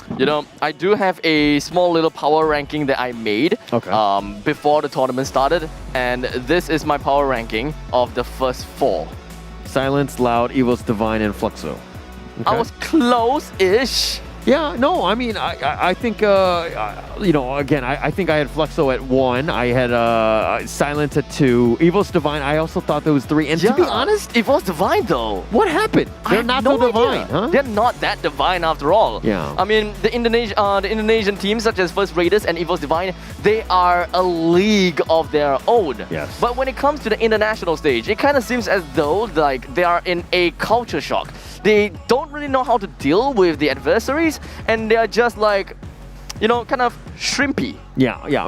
Well, Shrimpy's an interesting one. But, okay, in the leagues that are happening, you have a lot of familiarity, right? You play these teams a lot, so you kind of understand how teams play. How to counter against them. How to counter them, right? You get used to that, right? Then you can kind of predict what they're going to do. In this type of tournament where you have had no play, you just play 6 straight-up matches, you need to adjust quickly. And it's just proving that, hey, the top 5 teams, these are the top 5 teams because they've been able to adjust, and they've been able to win out because of that. Yeah, so I just don't really know how to say anything anymore here because I've been hyping up Indonesia. Yeah. They are a team, they are a region that really knows their stuff. We've been hyping on the Brazilian side, and yes, indeed, they know their stuff. They have been working all the way through. They are now 2nd and 3rd, and we're also talking about the Russian side, right? When it comes to Silence, they have Sbornaya. And not just them, they also have Singularity that have half of Sbornaya in there. But for some reason, Singularity just did not pop off at all. And it was the gelling that you talked about earlier. Right? Because if you're taking in subs, it's difficult, right? To kind of play. Yeah, so it's really unfortunate. I thought that, because of this hybrid, it should make them even more of a monster than they actually were. So, I wouldn't be surprised if they actually had the full roster. Things would be so much more different. Maybe because of communication problem, or maybe just because a little bit of the muscle memory problem, whereby I usually go to right, but then this team tells me to go to left, but I still went to right anyways, this kind of stuff. Yeah. I mean, even going in, who's throwing the grenades, who's taking the shots, who's the sniper, who's covering me, all of these things in terms of the flanks, right? Who's who's putting up the walls, the glue, you know, like, so there's a lot of things that need to be coordinated. Yes. It's very difficult, especially since, you know, like coming in, you probably had about 2 weeks or so to practice, and to have that high level play where you can consistently practice so that you're prepared for something like this. And this is why I love teams that are going in. They've had that stable roster and they're really shining here. Yep. And that team happens to be, well, Phoenix Force. Dun, dun, dun, dun. But it so happens to be Evil's Divine as well, which didn't quite go much anywhere. I don't know what happened to them. Yeah, I think, don't want to butcher them too much. Yeah. But it's the very fact that I look up to them so much, but they're just not exceeding my expectations that makes me a little bit disappointed here. Yeah, I'm a little disappointed too, but hopefully they'll do better in Game 6 right now.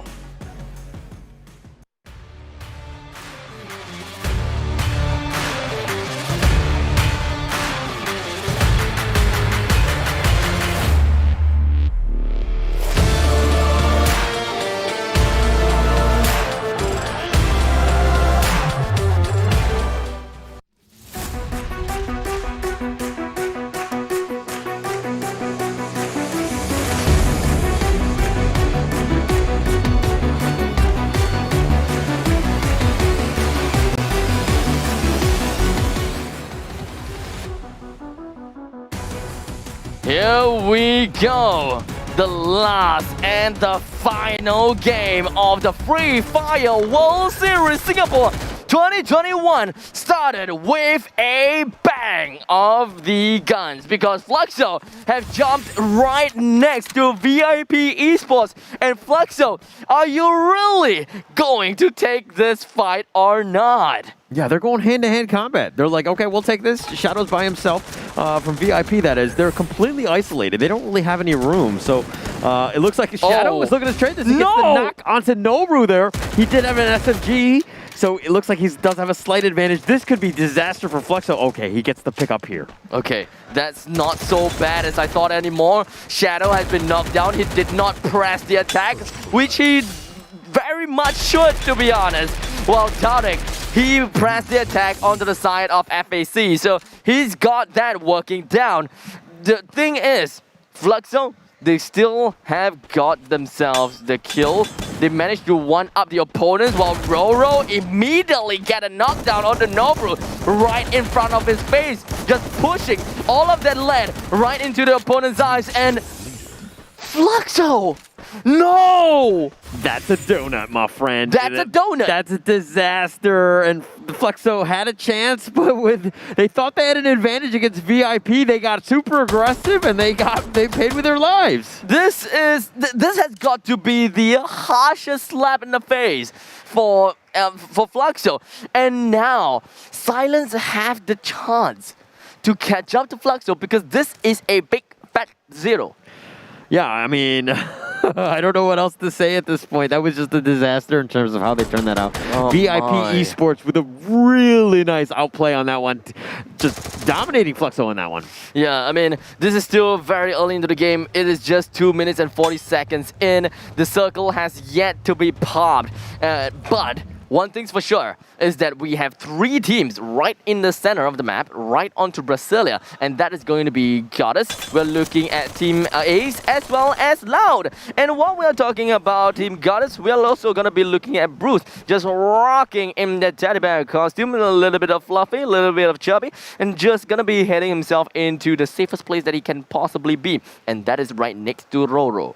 Yeah, look at Loud, though. Is pincered in between Goddess and what was the other team there?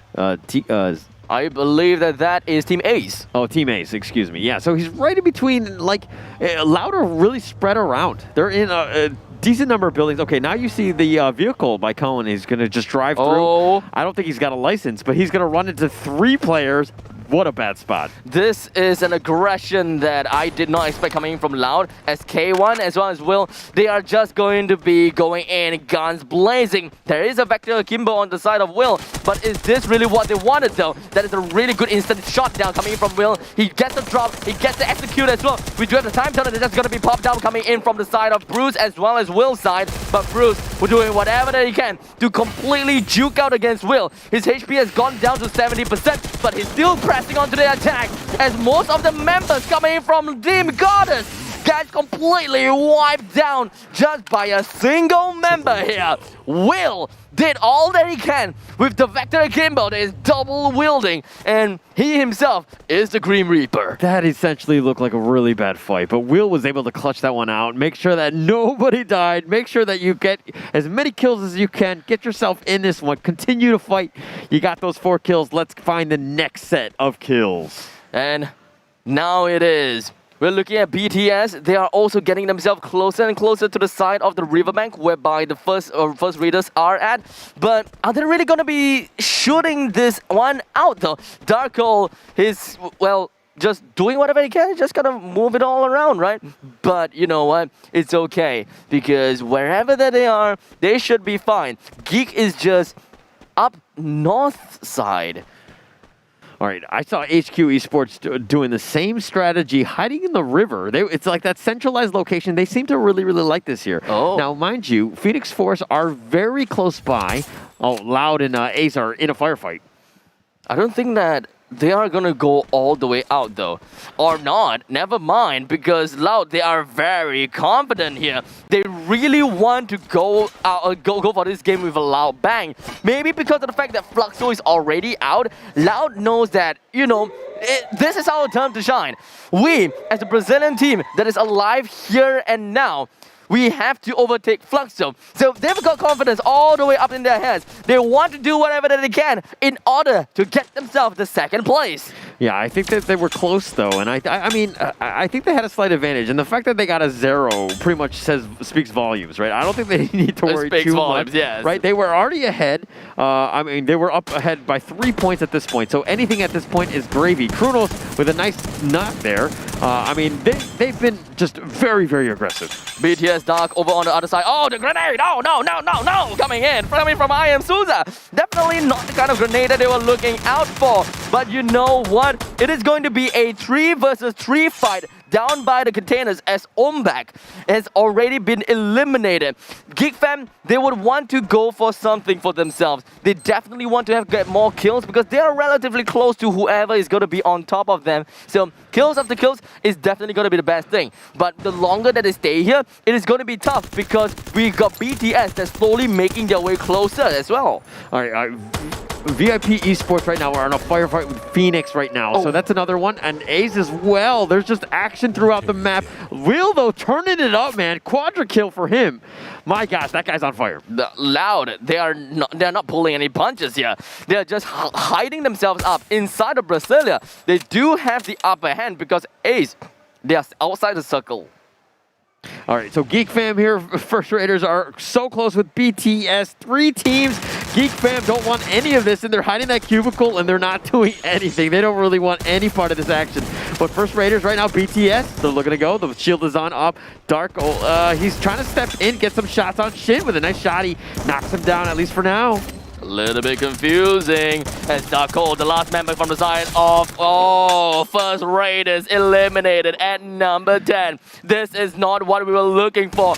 BTS holding their own, doing what they can, but Geek Fam, they just let their opponents do the dirty deed for them, and now they come in to sweep up and try to go for the stragglers here. Condemn is the last one, not the last one remaining, but he was stuck inside of the containers due to the sheer amount of glue walls that has been erected all around this vicinity. Hazik finds himself be in front of this crosshair of this double barrel shotgun, while Bill is also not going to be stopping anytime soon. A piece all the way on the top of this containers, suffering a little bit of damage, suffering from the storm as well. Bill, Condemn, Dark, they have definitely got Geek Fam with their back against the wall, doing whatever that they can to ensure that Geek Fam dies right here, right now. Yeah, and they're going to try to do it. They do have the numbers, but he tries to jump down. That was unfortunate. He gets knocked there. A piece Super aggressive. Zach with a nice little return knock, at least for now.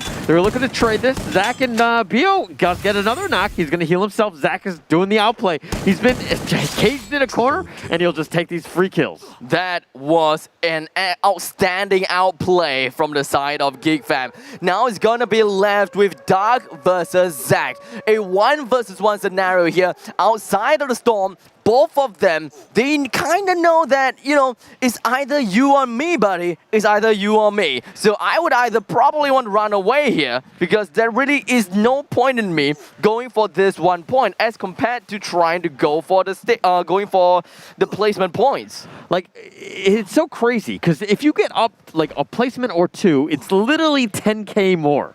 Right? So you're surviving right now is the most important thing because you need all the points that you can get. You don't even have to be faster than the bear, so to speak. You just need to be faster than that guy. And now, Phoenix Force, though, they kind of know that they are pretty nice up in the eagle's nest. They don't really need to do anything. They just have to oversee the operations that's happening down under the ground and just be like, yup, I'm moving you like puppet strings. I don't need to do anything. But you know what? Despite how holed up themselves, they are in their eagle's nest, they are still pretty nicely inside of the next circle. Yeah, they're in prime position. It seems so weird because I thought VIP were going to do some sort of contesting, but they were letting them go, just completely giving respect to Phoenix Force, and they walked away pretty much unscathed with just Rambo dead. With a lot of people at the western part of the island, one thing's for sure is that HQ Esports, they are not going to be participating in any of those fights just yet. Despite how close they are to the center of the map, they don't want to kill. EVOS Divine, though, they can get in the way of HQ, and HQ will then be forced to fight. Loud, they have been aggressive and they have been monsters. They will see and shoot to kill. They are hungry. They will do whatever it takes in order to get themselves to the second place and, you know, maybe even to the first place if they can. Yeah, they're trying their best, but I mean, Loud definitely need to make their way into the circle here. HQ Esports, they did this the last time we played Purgatory. They stayed in the river and they I bet you they're just hiding right now behind cover more than anything else. Yep, Phoenix Force did the same thing here. They are still staying right by the riverbank, and this HQ and Phoenix Force, they have the same idea. They want to do whatever that they did in the previous game because don't fix what's not broken, right? It might be broken, I think, because you need kills, right? Broken as in OP. Like, they are the most passive team we've seen today, right? They've got 2 booyahs, yes. But the thing is that they don't really go for kills at all. I think their kills is less than 10. I think so, actually. I think so. And understanding from the fact that HQ Esports, they have been like the dark horse since the start of the tournament. Even before the play-ins, like I did not see where they came from, but yet they have gotten themselves with that 2 booyahs, and that is enough to impress me. Okay. Easily impressed, I see. You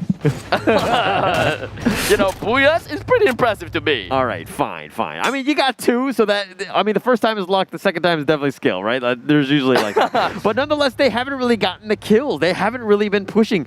So, I mean, yeah, you're getting the booyahs, but all part of strategy. Yeah, you gotta get some points somehow, and if that's the way to do it, then that's the way to do it. Yeah, I mean, if they are not confident with the way that they have been constantly, like, you know, taking fights, then the best way that you can get points for yourself is, well, not take fights.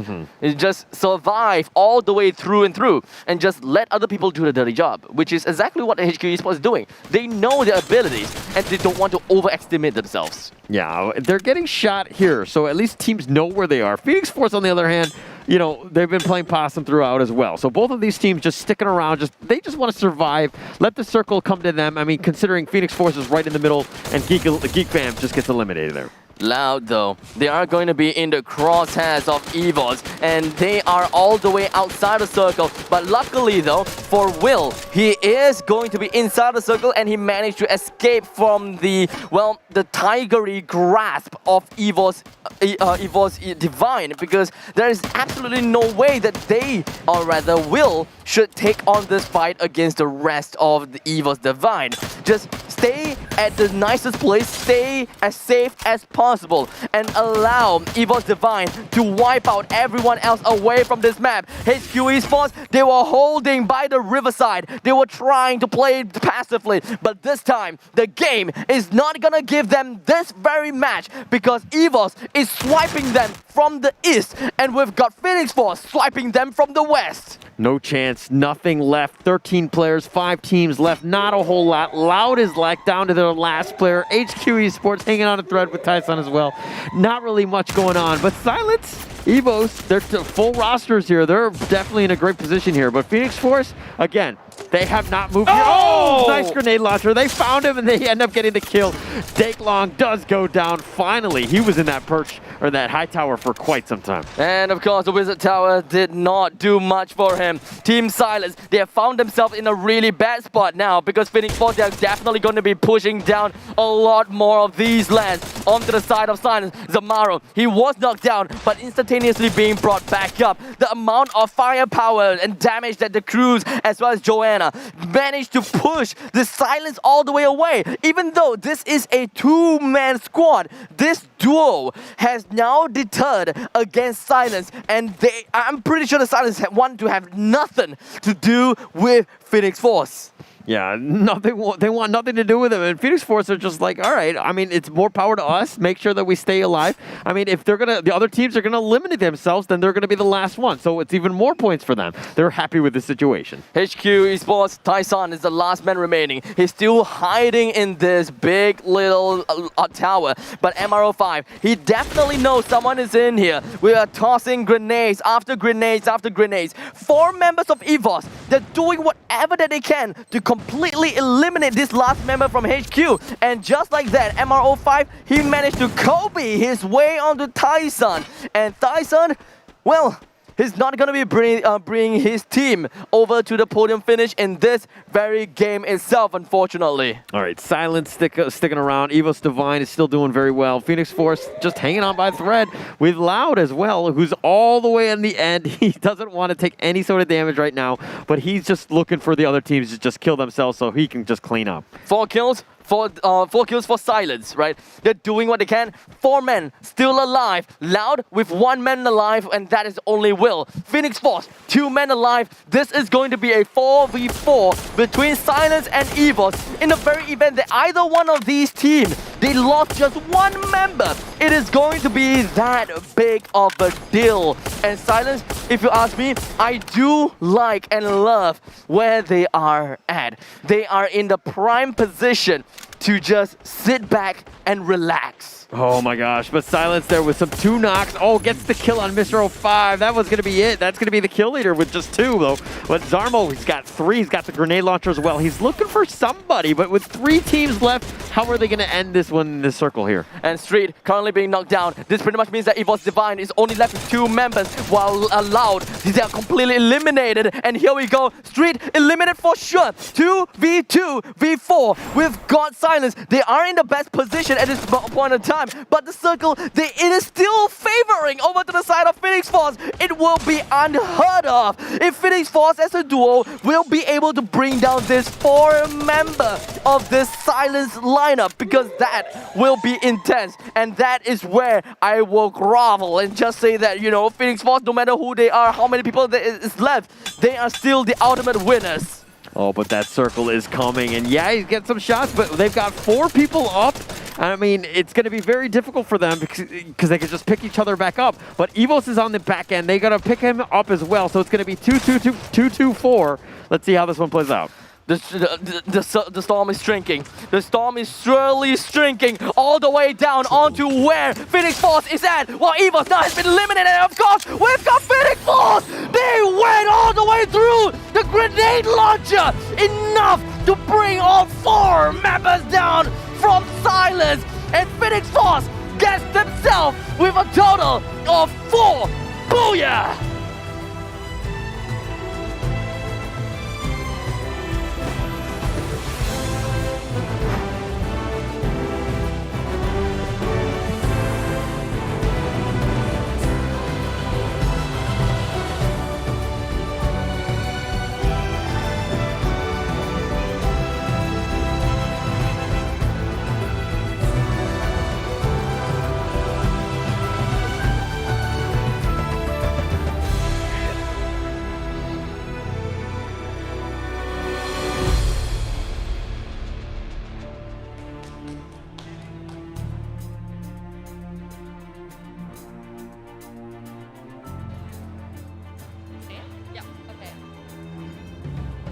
And now, it's time to announce the champions of Free Fire World Series 2021.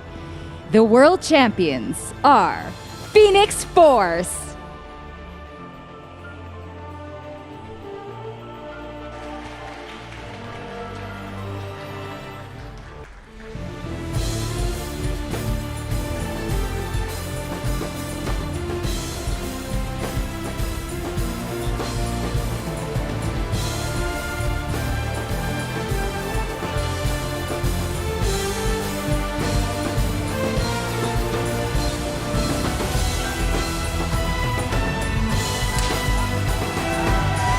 Congratulations! Phoenix Force, ladies and gentlemen! Round of applause! Comments below online!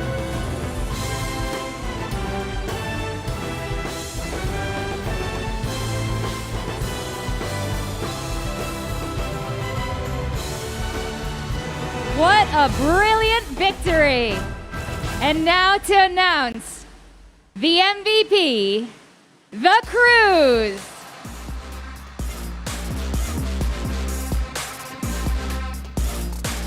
Congratulations! We have come to the end of the Free Fire World Series 2021 Singapore. Once again, congratulations Phoenix Force on their undeniable and brilliant victory, securing the place to be called World Champions. Great games by all the teams. It was a valiant fight by all 12 of them, and their commitment to be the best is what made today such an amazing World Series. We would also like to thank our fans and viewers from all over the world. The World Series was hosted with you in mind, so we hope you enjoyed it as much as we did. With that, I'm Victoria Chang, and see you all at the next Free Fire World Series. Until then, and good night.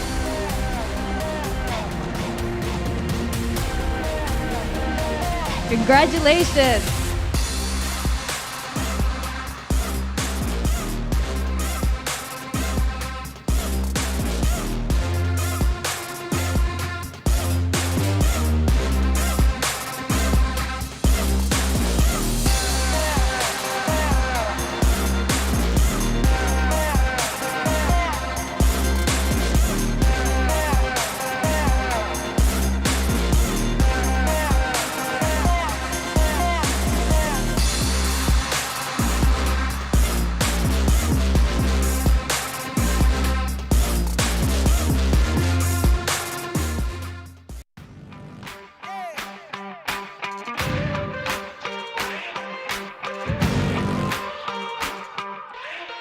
Time to level up and pay attention. Only the best can win, and I got a vision. I'm gonna be everything you said I couldn't be. I'm gonna leave my footprint, P.S. I know you see. I do believe that some things might be destiny. I do believe that I'm gonna give the best of me. I know you can't see, but I'll be on top. Team name tag on every spot. I'm going in, all in, everything on the line. Everyone wants to shine. I'm going in, all in. I got my crew right behind, and we will die for the win. One time we gon' level up, 2 times we ain't gonna stop, 3 times like a loaded, and we're ready to hunt. Yeah, it's all said and done, you better run. In a battle, I'm sharp, I'm a rebel, I'm hunt, I'ma shoot the stars. Yeah, we're fighting for that one cause, one team, one dream, shoot the stars. In a battle, I'm sharp, I'm a rebel, I'm hunt, I'ma shoot the stars. Yeah, are you ready for the battle? You know we won't stop. All eyes on me, I smell the danger. Can't turn back now, I can't erase ya. Did they tell